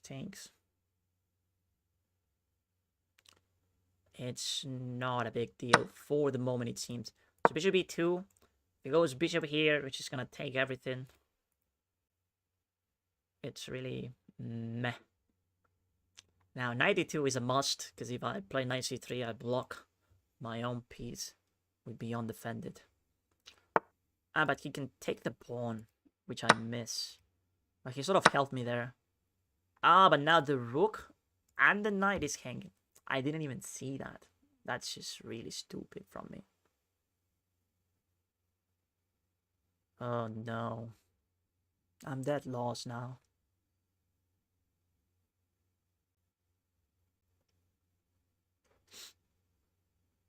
That was really, really irresponsible. Alright, let's just pray that we can do something, but it's really bad.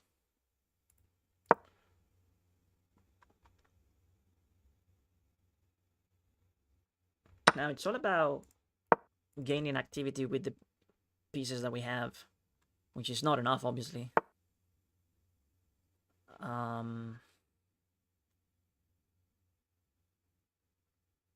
So let me play queen f3, I guess.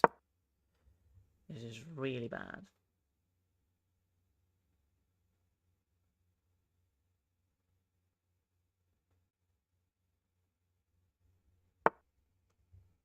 So bishop there, obviously.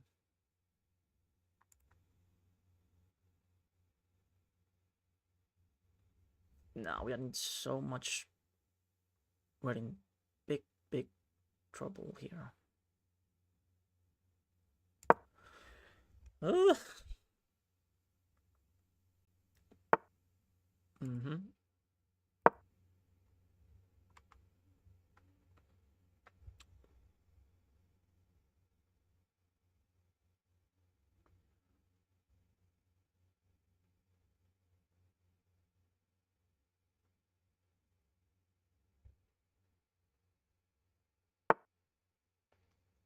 Yeah. So knight takes, pawn takes. Knight takes, pawn takes, pawn takes. This is really, really bad.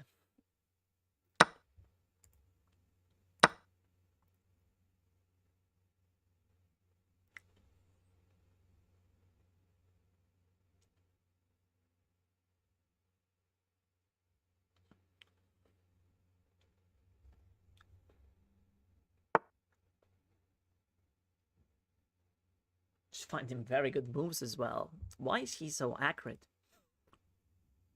Damn.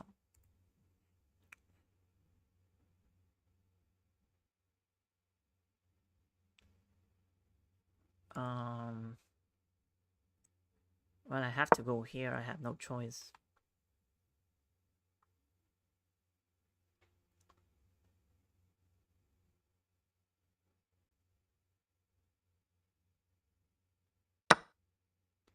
He takes with the rook, obviously.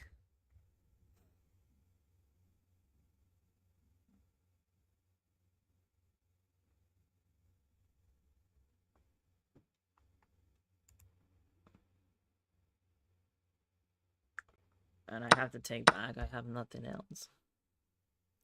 This is resignable. I want to cry, honestly.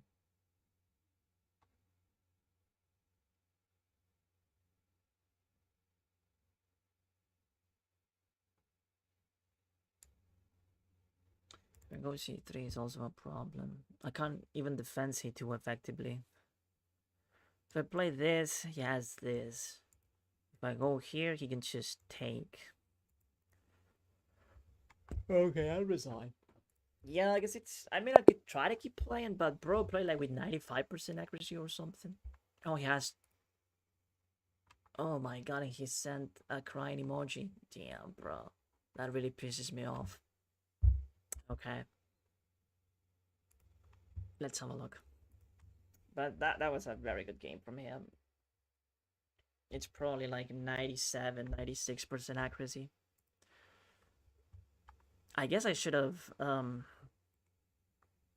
a better job. Probably I play a4. Yeah, I play a sideline. When they don't take the pawn, it's very lame, obviously, when they don't do it, but it's also very solid. Now, he played with 87% accuracy, so he did make mistakes. So, a4, yeah. I know that a4 is a move, and I forgot about it. And then d6. We go there. And yes, we take, and we are winning here. So where did we go wrong? Yeah, bishop b3, it's terrible. We had to take on f7. We take on f7. He takes. And then we just take him. It's justified because I got a pawn on e5. Since I got a pawn on e5, it's justified. Because it would be 2 pawns for the rook. So bishop b3 is just wrong. And now black is doing okay. d5 is a mistake. Pawn takes is terrible. Bishop b2 would have been better. Knight c4 would have been better. And knight c4 here, yeah. Oh, that was a bad game. Alright, but we learned from those. And we're gonna get those rating points back.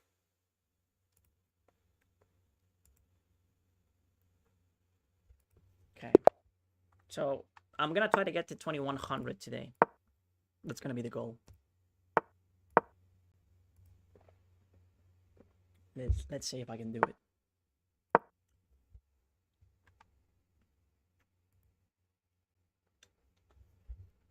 Yeah, we go again. If you get to 2100, I'll send a galaxy. Ooh. Okay, that's... It's good because I had the motivation without the galaxy. But now with the galaxy, it's probably just easier to get it.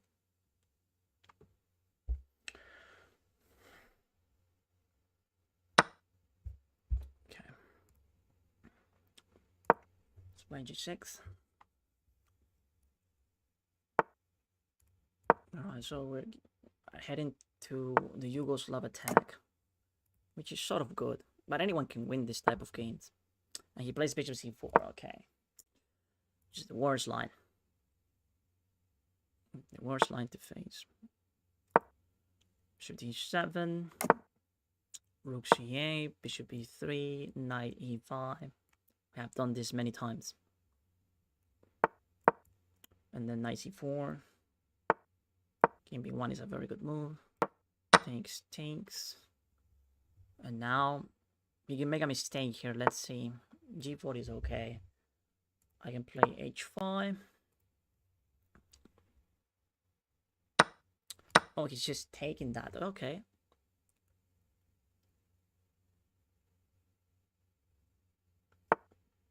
And he goes... okay. Now, Queen a5 is a move? Maybe. Maybe Rook e8 is a little bit better. Rook e8, I like it a bit more.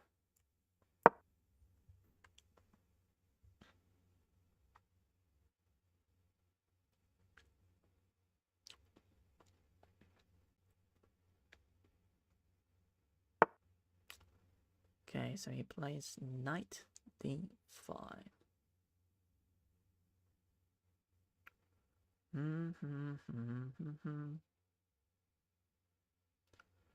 Go bishop e6, but I don't think it's okay. Queen a5 is not available. Queen c8, maybe. e6, maybe it's a move. What about e6? e6. e6. And then d5, maybe. Alright, I'll play it. Not so sure if this is okay, but I'll play it.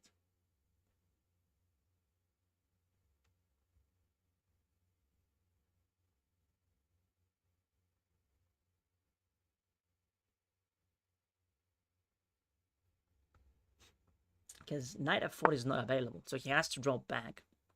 And I think that now we have some initiative with queen a5. Not entirely sure, but I like this approach. It's very, very natural to play this. Let's have rook g5, which I miss. But I think that in some lines b5 is available. And takes. Oh, if he's just going knight there, which is meh. I don't like it, but I guess it's good for him to play it. I think rook g5 would have been more interesting, more dynamic, but this one is just offering the trade. And isn't it just losing? No, it isn't. Oh, everything is well defended. Alright, let's just drop back.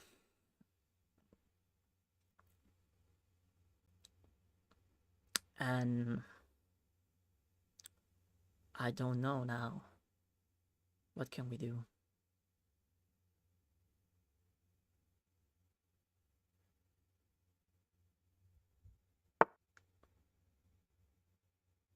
Yeah, so bishop a6.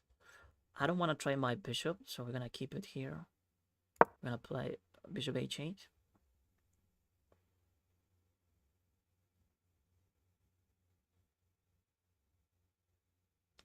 But now my king is sort of exposed a bit.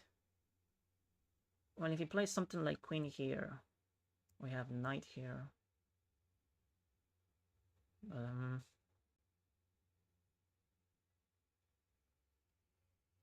I don't know.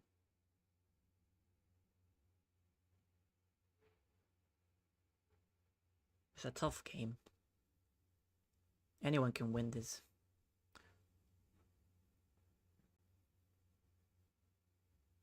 I think queen g5 is very good for him. But I have rook c5. I just realized that that might be a good idea.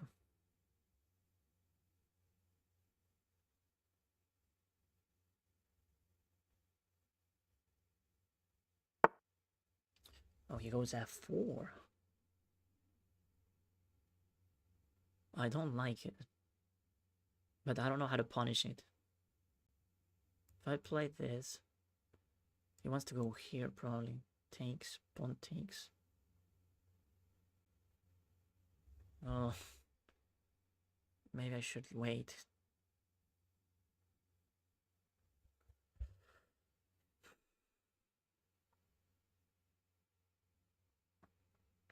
What about queen b6?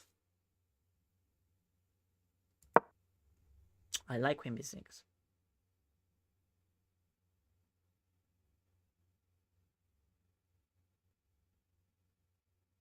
Forces the knight to draw back, so he doesn't participate in the attack.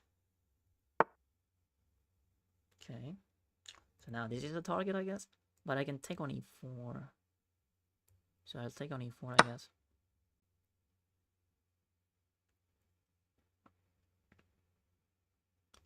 His attack is sort of dissipating a bit.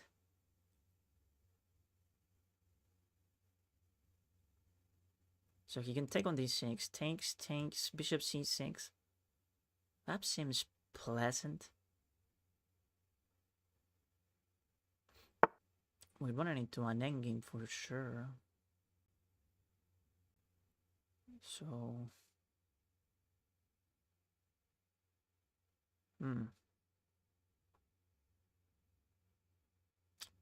Knight h5. We have to take. I don't see anything else. Just gonna take.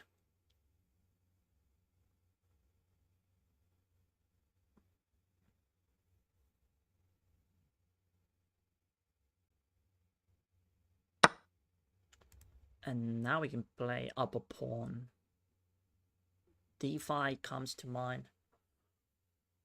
I don't like it very much, but I guess it's a move.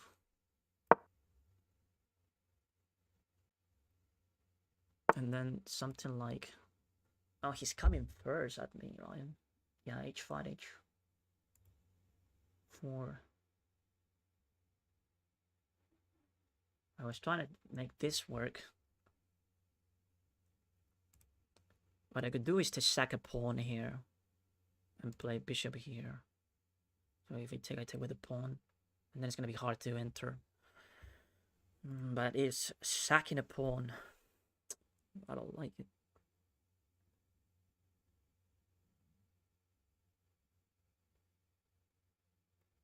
What if I just let him take and then takes? And if I go here, queen takes, takes.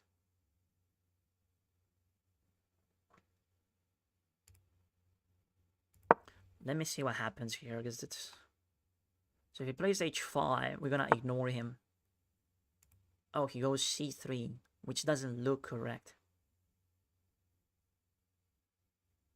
Let's kick the knight out. And now we're gonna play this. Weakening the diagonal a bit more. And...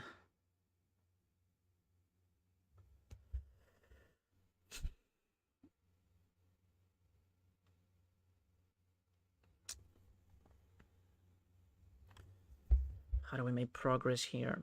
Bishop takes, pawn takes, rook takes is not available. e5 now, pawn takes,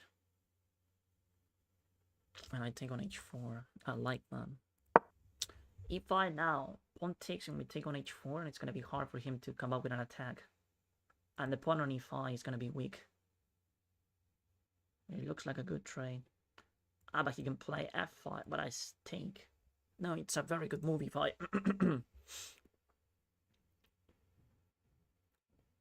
I guess that he wants to keep the attack going. He has to play something like rook here or h5 right now. But he has loose power, I would say.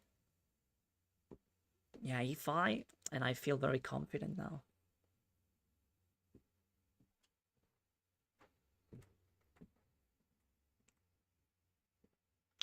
And also we have bishop f5. Sort of dangerous. But I guess it depends on what he plays. So where does the knight go? If he goes to f3...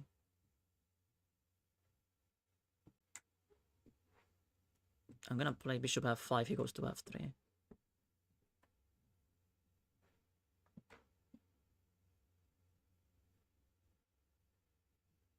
If he goes to d2... He doesn't want to move the knight, that's the thing also. He doesn't want to play that, but he's forced to.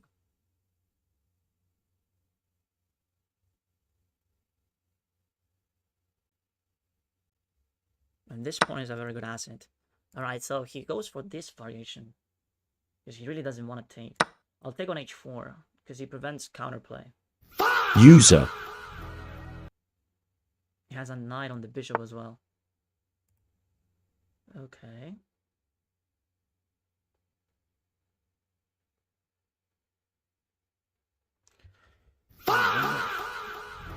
What's the idea here? Bishop f6 probably is what he wants to play, but it doesn't work. I don't think it does. I'm gonna go rook h5.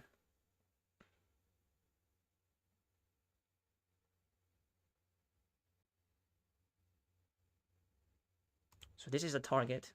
Hard to defend. Now if it goes knight f3, I have check.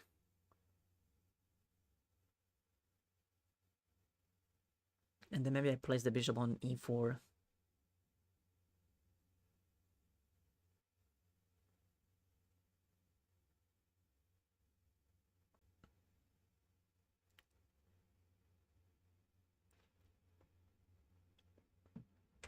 Thank you for the follow, by the way, user and Erioni. Thank you, guys.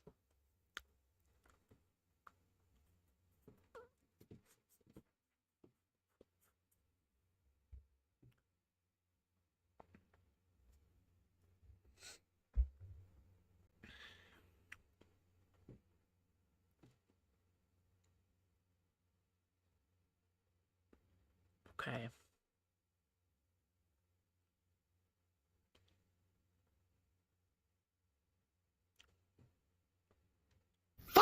End. You'll win on time. Thank you for the follow. Yeah, we're doing good. I mean, it's just that we stop him. We stop his attack. And now it's really hard to come up with something for white. All I see is pawn sacks. You can play bishop f6. I think bishop f6 is like the best move. But what do I know? Maybe there is something that we're missing. It's just that he has to get away, remove this bishop from here, because the bishop is on the way. He wants to play things such as rook g5, getting rid of the defenders on the king, like the bishop and the rook. But if the bishop is here, it's hard to do that. By getting to that, you can only get to that conclusion by sacking the pawn on e5, which is also really hard to do. So yeah, he does have a pickle here. And this pawn is a monster. It doesn't seem so right now, but it's a very strong pawn in white's position. So if he's not careful and goes for it too harsh, he might get mated. So yeah, we're gonna check this game. It's been very interesting. But I think that he was probably winning in this position when I play a5. I think that here he has to ignore me. He can either take and play that endgame or play h5. One or the two. Alright, so I want to take, and if he goes knight f3, I'm going to play bishop f5. Bishop f5, check.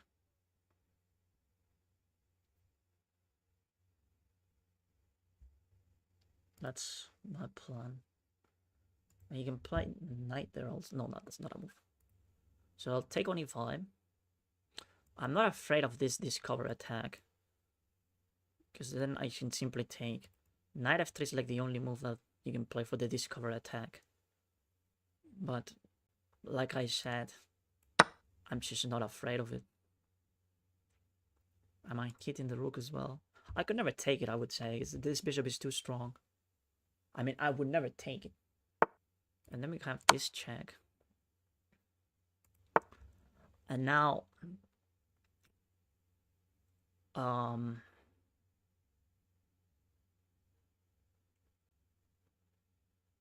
looking at some tactics, but nothing seems to be working. Well, we do have this check. I just realized that it is a move. I'm just gonna play it. Check. And then we take the bishop. Now the question is, should I take it with the rook or the queen? If I take it with the queen, queen takes, rook takes, and then here it loses the game. Because I have this, but then he has a check. Rook takes keeps the game complicated. That's a thing that I like. But queen takes, based on how down on the clock he is, it's probably the best approach. So we're going to take with the queen, forcing the queen trade. And in this position, it's going to be very hard for me to lose. That's my take. And we have some tactics here. I feel like we do. Like we can play rook takes, but he has a check, so it doesn't work. But I have another check, which is completely winning. It is. Yes. And this is what I said about the pawn. We just won the game. I just realized. This is what I said about the pawn on a3, that it was a monster. I was right, Chad. It was a monster. It was a monster. Yeah. I saw it late. I saw it late, but then I realized, oh, he couldn't take the pawn because he's his background issues. That was a very good game. And yeah, and it's all thanks to the pawn on a3. But yeah, like I said, White was doing great. Let's have a look at this game because I think that they fumble a bit by paying too much attention to my ideas. He could have just kept his attack going, and that would have been so much better for him. Because, yeah, at least he's asking questions of how should I play defense and all. So, yeah, let's have a look. So, it was a hard game, honestly, because DiMaggio. a5 is a gamble more than anything. This move, a5, I don't like it very much. But I had to play it. I had to play it because I didn't see anything else. Thank you for the hard meme and the what a drum. Appreciate it.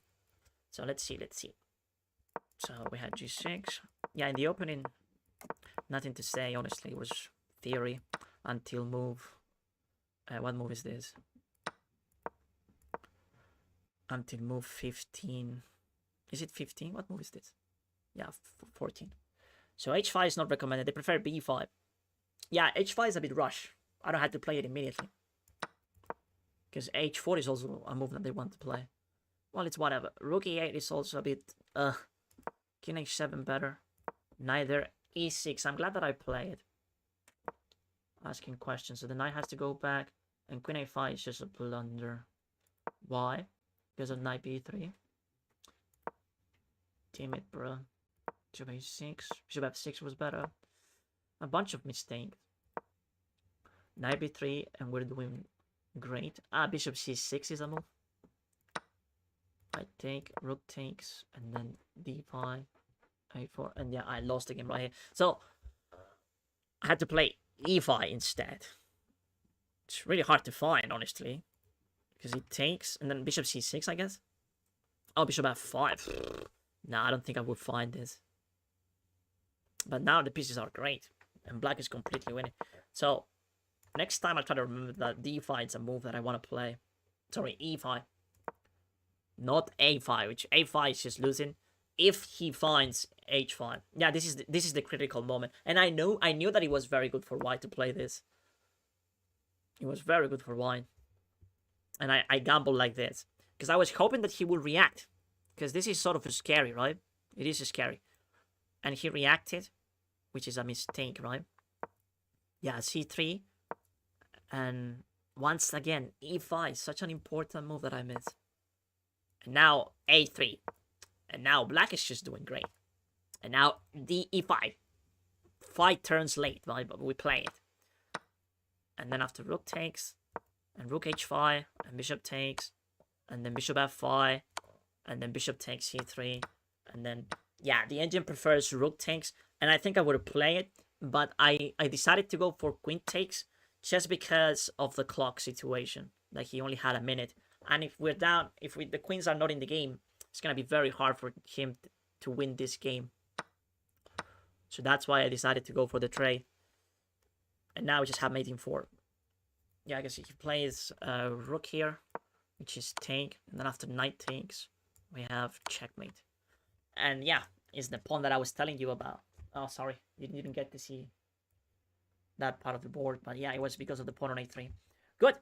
All right, let's play another one. We have to win at least 2 more, so we can get to 2100. Let's go for it. Let's go for it.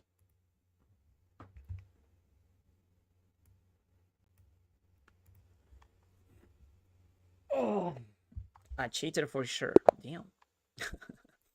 Who, me? Alright, so facing the Caro-Kann, we're gonna play the Hillbilly attack against the Caro-Kann, which is not the best line, but people don't know how to react to it sometimes, and it gives me easy games. And also, it takes them out of their theory, because the Caro-Kann is so boring. It's such a boring opening. You can exploit it with white, and at the highest level, it's not play, because white is always, like, crushing Caro-Kann players, but it requires an insane amount of preparation. You have to be so well prepared, and it's a bit frustrating to know so much chess for just one opening. Just one opening requires a bunch of chess. So that's why I am not a fan of it. I shouldn't have prevented this with d4. That was a miss. And now he has to be careful with the pawn on h7. So we get the tempo back. So, but still not the best approach. I should have played d4, avoiding c5. But it is what it is. We could play with an isolated pawn, but I don't think it's a great idea.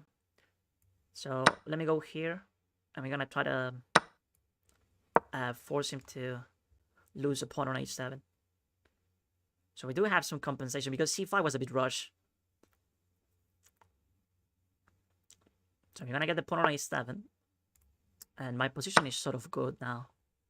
He's gonna play this, which is a lame attack, but still possible.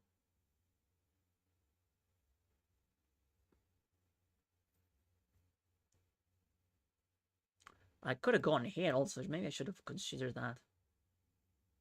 Now, I guess that b5 is the best move for him. If he does play that, I guess I'm just gonna drop back. And then bishop b7. Yeah, I should have gone bishop f4. But then maybe I can't take the pawn on a7. No, I think this is okay. It's only annoying if he plays b5, which I saw that it was a bad move, but I think it's a good one. Now I think it's a good one. I thought that it was a bad move, but now I think it's good. He's asking me what to do with the rook, and I prefer to leave it there. No questions asked. But he's gonna do something about it. He's evaluating b5 or how to develop the bishop. Developing the bishop is probably a blunder. Because I have this. Yeah, so he finds b5, which is a good move. It's a good move. So now we go back. Could have played this, I guess. I guess it's playable. But I don't like it very much. Alright, so let's play this. Unfortunately, we're not really threatening anything concrete here. He wants to go here. We are not gonna let him. If I play this, he has queen f6, which I don't like. If I play bishop f4, I run into this, which is also horrible. So what do we do? Well, queen here attacks the bishop. And then we simply play something like knight g5. That's a possibility, I guess. We're gonna go for it. I'm gonna play this move, removing the threat of e5. And then maybe knight here, or simply bishop here. I think bishop f4 is a bit more sensible. Yeah, bishop f4 is a bit more sensible. We need to connect the rooks and get them in the game. Rook d1 is a must. It's a move that I have to play. So bishop f4 is coming. Has to do something about the bishop. I imagine queen c7, probably. We'll see. Now, this is still disconnected for black, so I do have a better position. And we're up a pawn, right? We're up a pawn as well. So what does he do with the bishop? Maybe he moves it here, maybe here. Queen c7 is also a move. Queen c7 runs into this. And then bishop d6, I guess, takes rook d1. We only have one weakness. Maybe these two pawns could be weaknesses. But we can call the shots with knight g5, forcing h6. I'm gonna wait for knight h6. Sorry, for knight g5, we're not gonna play it immediately. We'll see what we do. Maybe knight e5 is a bit better.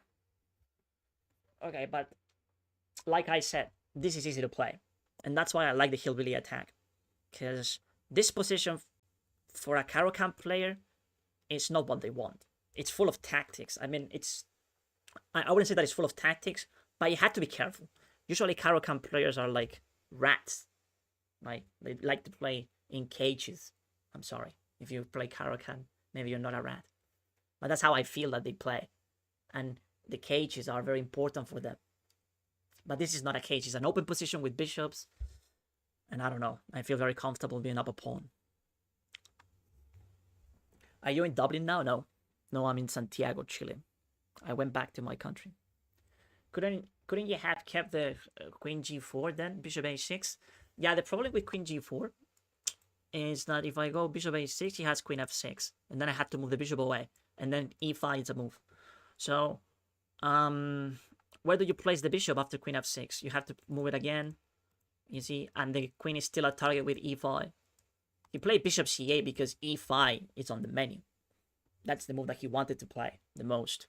So he played this move, like forcing him to do something about the bishop, and also removing the threat of e5. So yeah, bishop a6 is really easy to stop with queen f6. And then you have to do something about the bishop. And he blundered, which is crazy to me, but not so much.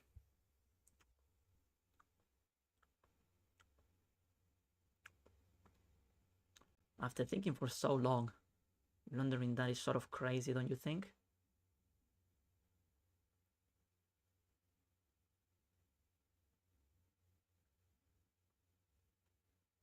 So now I guess it's gonna go bishop b7, trying to do something here.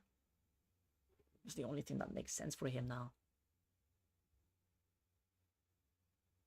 But since we're up a piece, the game is sort of over, I would say. I don't think you can come back from this. I'm not gonna let you.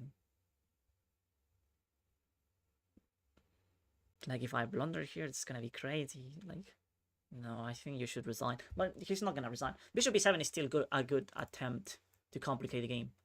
Bishop e7, and then I go queen here, I guess. He might try to damage the pawn structure, but I think it's better to play queen g6 or something, trying to come up with an attack on g2. And something like that, I guess. It's the only hope.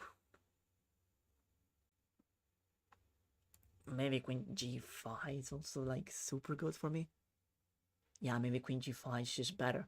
Because then the only thing that he can do is to damage the pawn structure. But queen g5 just forces the queen trade. Yeah, queen g5 is 10 times better. If he goes here, we have queen g5.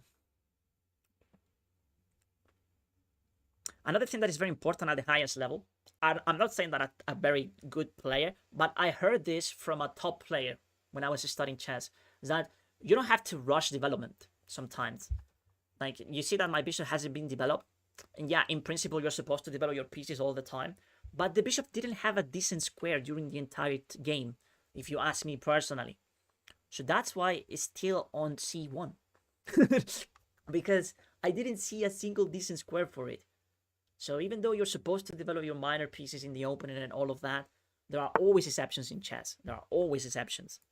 And when you think about the exceptions, is that you become a stronger player. When you are able to identify those exceptions. And now I'm looking at taking with the knight. Once again, not rushing the development of the bishop.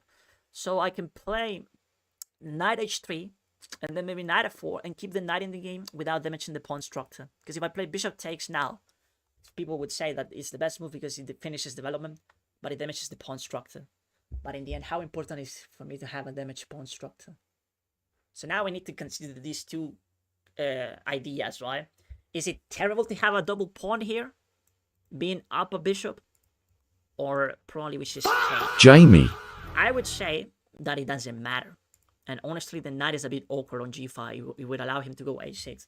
So after all of that, and based that the bishop has not been developed yet, and he controls this, he's gonna play d6 or something. We're gonna take now. Because if it takes, I'll be happy to take. It's gonna make the game easier. So he goes... Yeah, so he goes there, attacking the only weakness that we have. So let's just play c3. And yeah, this game is in the bag, if you ask me personally. Because this is also very good. And now the bishop has a good square also, if he tries to play something like this or this.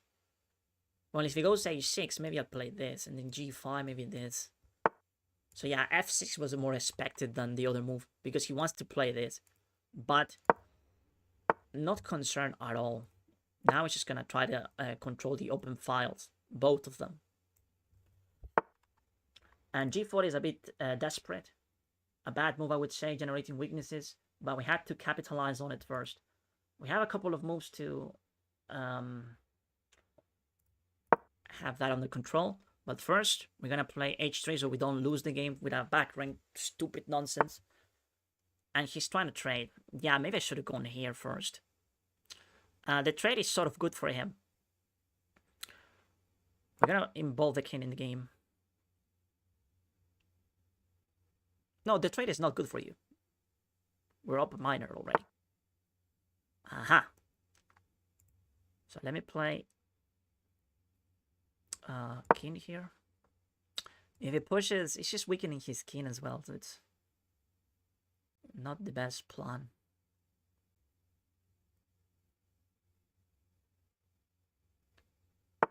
So yeah, it just tanks. And the knight on h4, it's really good. I like it. It defends the pawn. Everything seems to be okay. And I want to play rook a7 now. So he goes bishop there, okay. I guess he wants to do something like that. I don't know.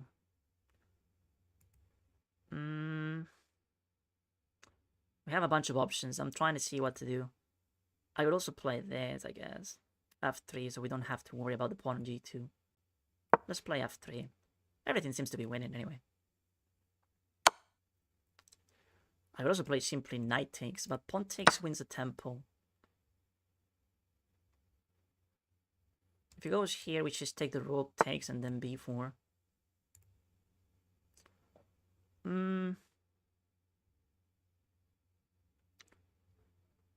Yeah, I mean, maybe I shouldn't have allowed this, but once again, he has nothing.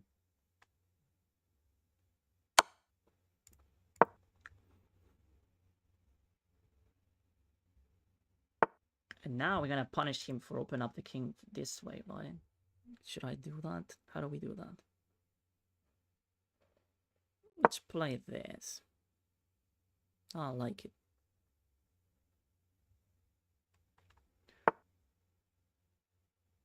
Okay.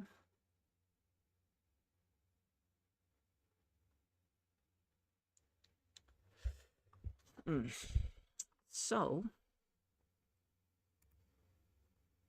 I like f4. Takes. Knight g6 is not a move. He wants to play f5, obviously. And the bishop is perfectly placed. It's just a matter of how to win this. It shouldn't be that hard for me to find a winning plan. Let's ask the rook, what does he want to do? Or maybe we play knight g2?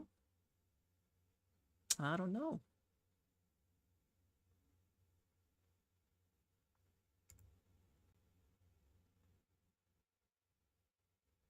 Maybe this. I like this move because it forces the king to an awkward square. And f5 is a terrible idea now.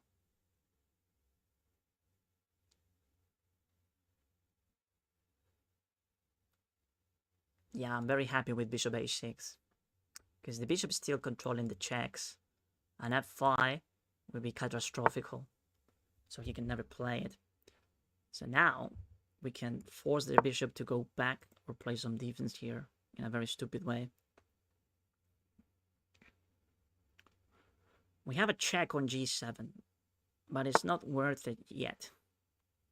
Wow. Going there seems a bit irresponsible. I don't know what is the idea. I guess he wants to play this, right? Oh, I get it. I guess just collect the pawns. I'm gonna collect the pawns and try to create a passer.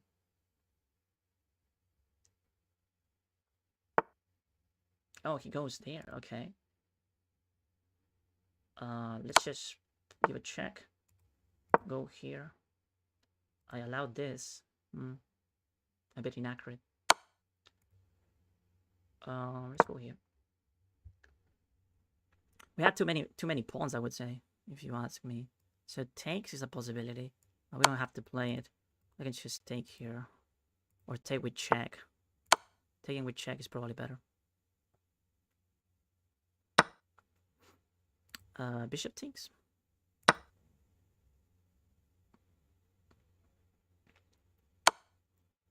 And then we can just go up with the king. Here. Wait a second. Am I blundering? Not really. So check again. Go here. No more checks.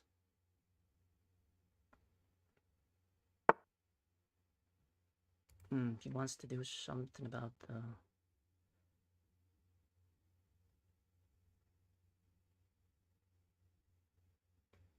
Just play this, I guess.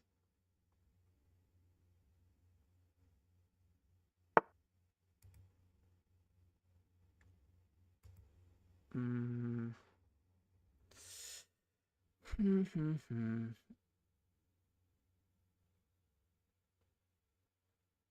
He is sort of controlling my pieces in an awkward way that I don't like.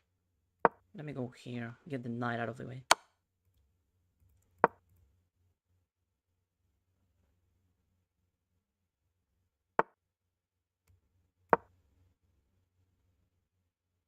Oh, I blundered everything. Oh, you fucking asshole. That was so unnecessary, chat. Ridiculous. Alright. Stupid.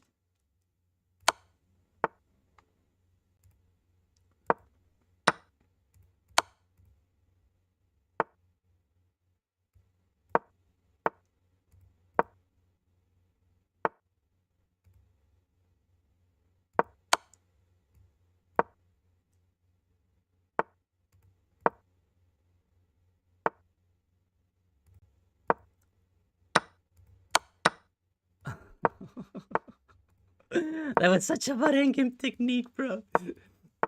Oh my days. Such a bad game. Oh my god. That was such a poor conversion. Terrible. But we got the win. Jesus Christ. I blundered everything with king f6. It's such a bad move.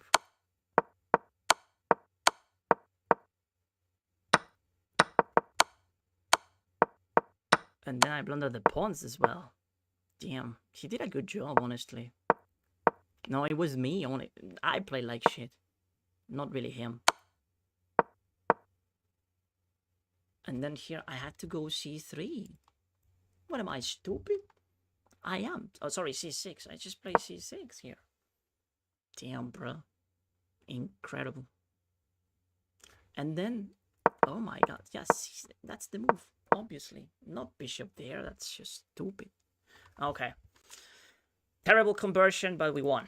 That's what matters. That was like plus 6 to 0. Okay, so now we just have to win one more, right? How much rating do we have? To get to 2100? Yeah, we're very close. Oh, yes, just one more win. Let's see. He plays d4. Oh no, he's a d4 nerd. I hate the d4 nerds.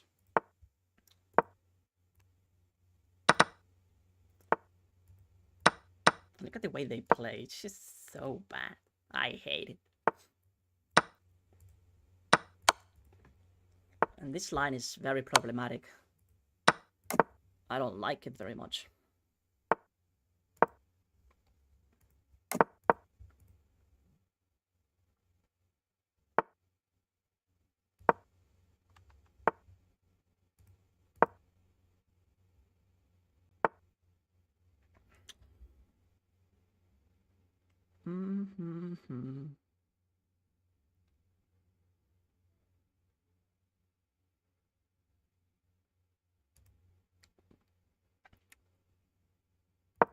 Queen f6.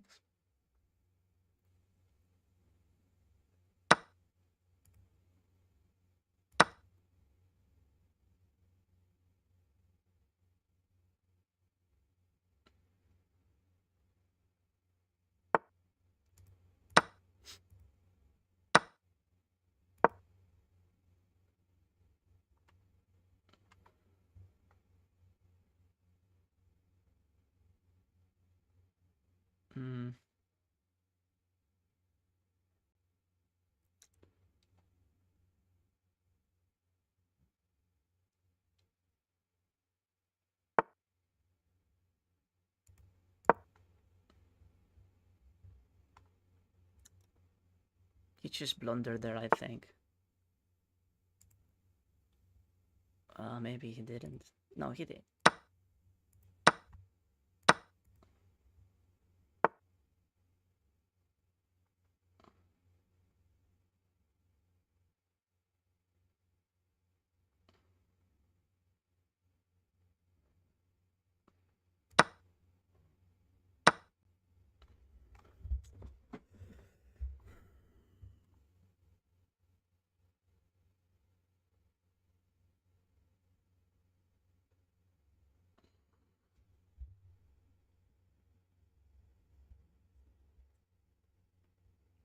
Hmm.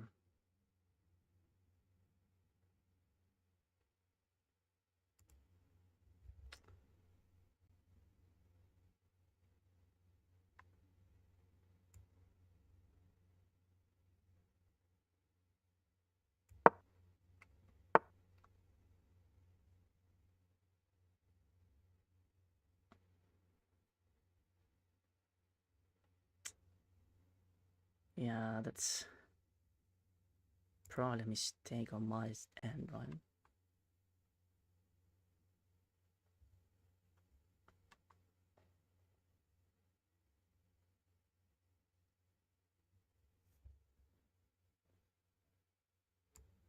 Maybe check.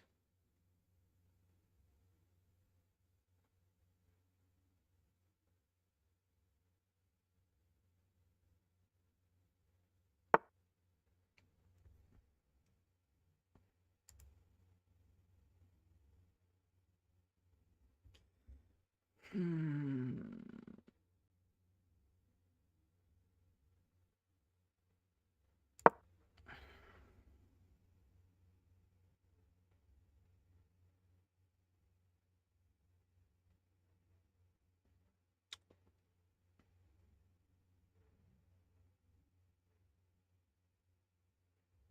It's a delicate position.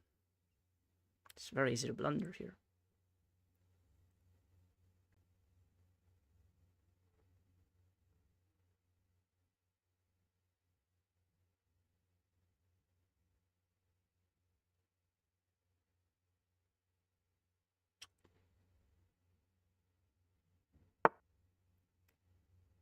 Hmm.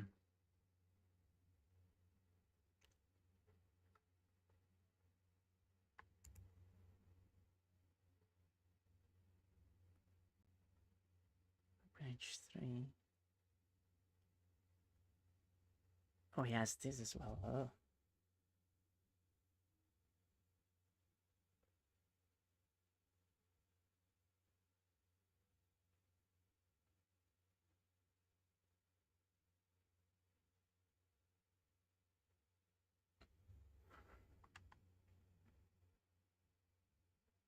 Yeah, takes rook e8.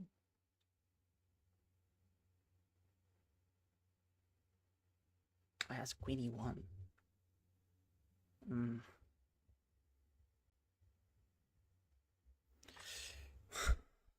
Let me see. So takes, pawn takes.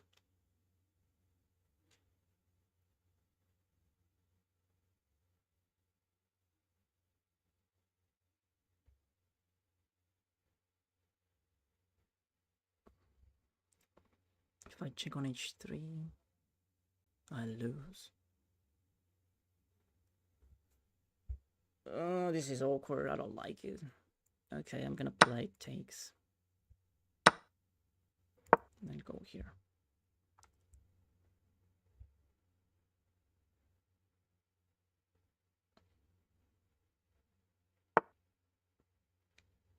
So... Oh, did I blunder that? I did. Oh, we have a check, though. Oh, I think it's a draw now.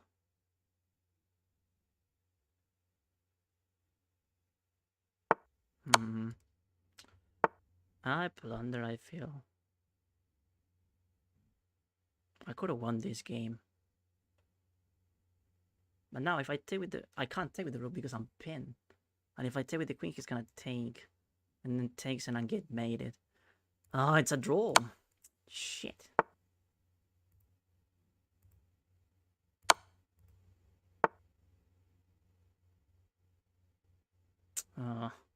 Can I play for more here? Probably no.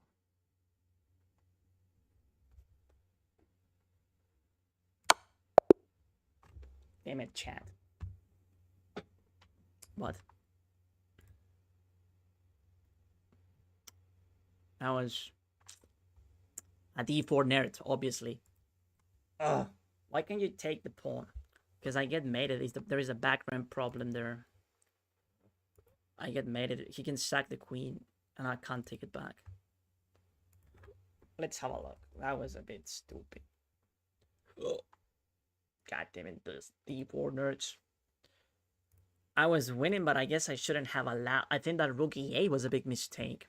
Should have found something else instead of rook e8.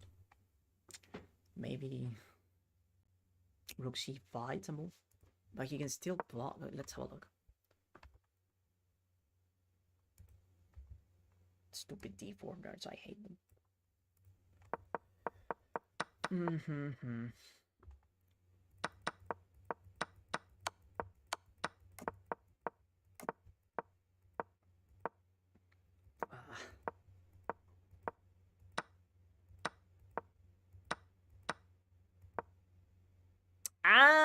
Bishop a4. Oh, that's such a good move, man.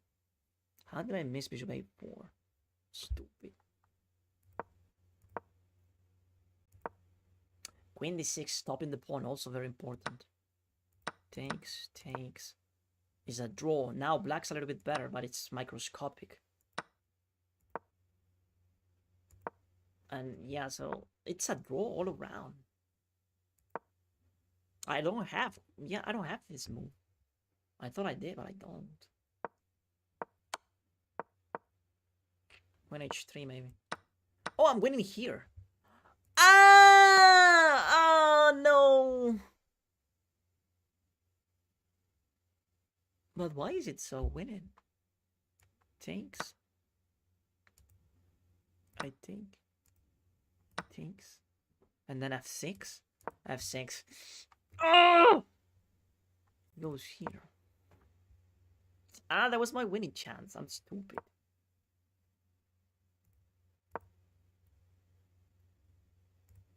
Damn it, bro. That was it. That was the winning plan. It's because it's very easy to win because of this. And yeah, the pawn on h2 is a target. So he has to play passive defense. And then we just push, right? Okay, f7. Damn it, bro. That was the winning plan.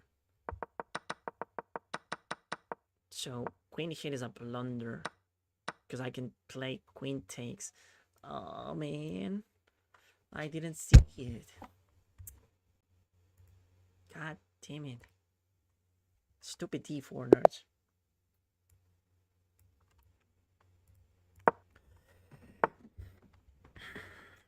Fuck. Okay. Well, if we win this one, we can still be 2100. Queen takes rook might have been better than... Yeah, but it's just that I didn't... It didn't cross my mind. Nice, he accepted the gambit. That's a good sign. Let's play d4.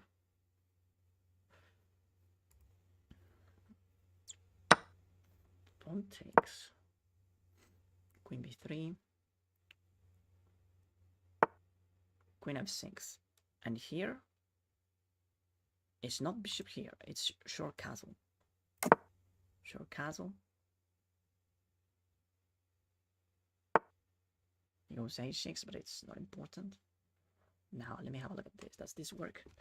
Takes, no. Bishop a3. What about pawn takes?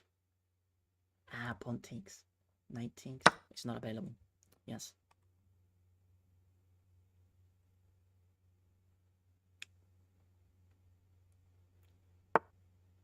It goes 97. I have the pawn up. The pawn goes up. Now bishop a3. I can't let him castle. If he castles, he's gonna be fine. But if I go here, knight here takes. Bishop takes f7. But that's not gonna be a move for him, right? And play this move. And then where does the knight go? He might go for it, but then I take on f7, so no. So here, and if he goes knight b4, then I have a3 maybe? The rook is sort of hanging. So he might take the rook. And then I play bishop b2 though, and I trap the queen. What am I missing there? We have to do something. I think that Pushing this is okay. Something tells me that it is. I can go here. Maybe it was the other pawn. I don't know. He can't take the rook because I have bishop e2. And I trap the lady. Oh, wow. That's crazy, chess. Did I miss something? No, you just blunder your queen.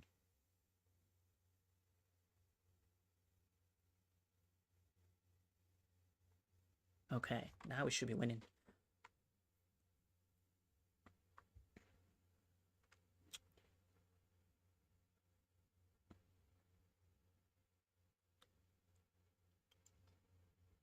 Yeah, there's a knife still here. Oh, yes! Let's go! Nice! 2100. Let's go. We did it. There we go, chat. 2100. Achieved today. Let's go. It's the second time that I'm 2100 in Rapid. This is my second account. Let's have a look. We got a brilliant move. It's probably d5. We got it correct then. It was d5. d5 was the key. Thank you, come again. And there you go. Nice. Russ, thank you so much for the galaxy. I really appreciate it. Thank you so much.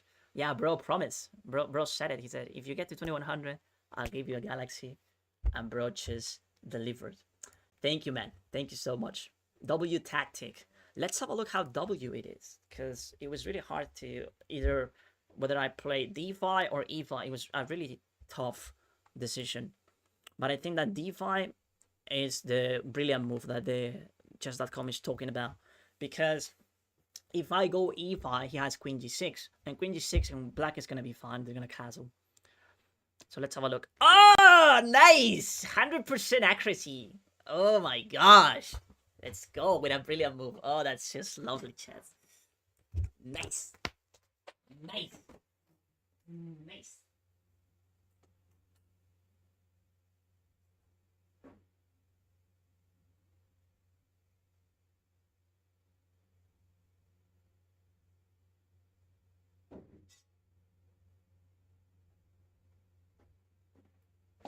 Oh, that is such a good game.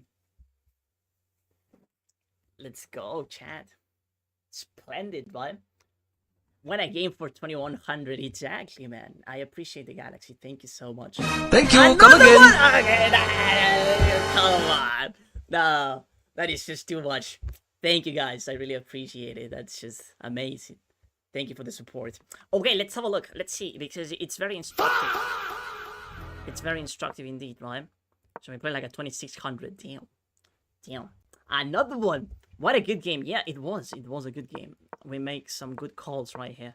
So, it's just that we have been playing these positions a lot of times. And usually I make mistakes and I'm trying to learn from them. That's why we review games after we play them.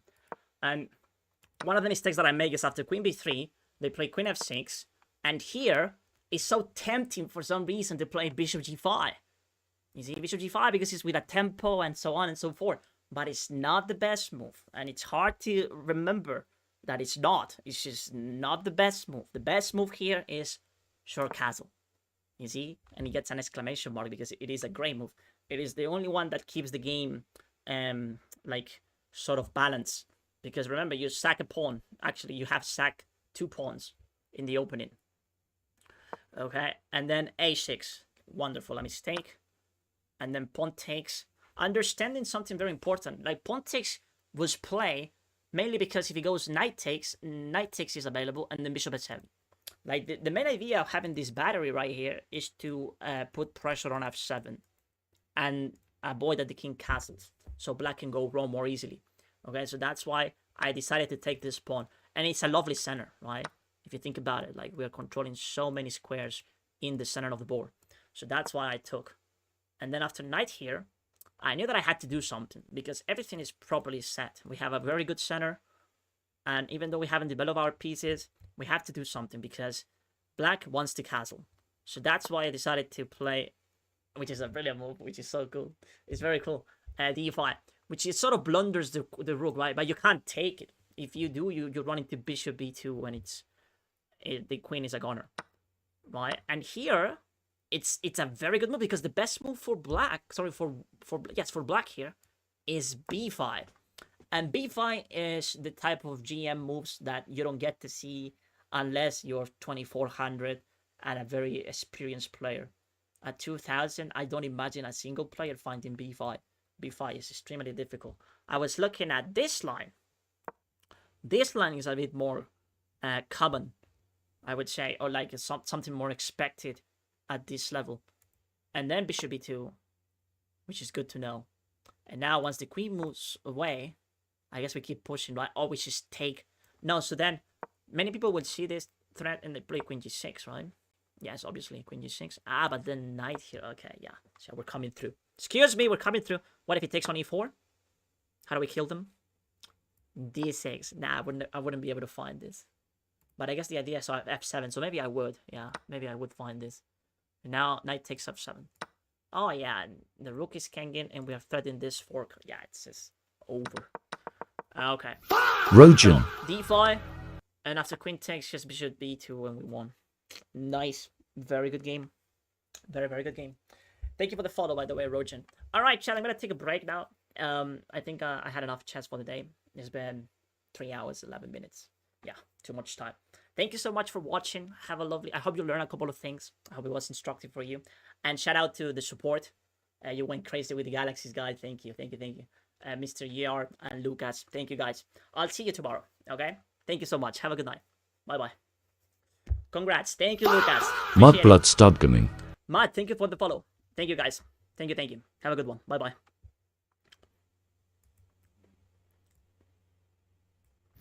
Garrett.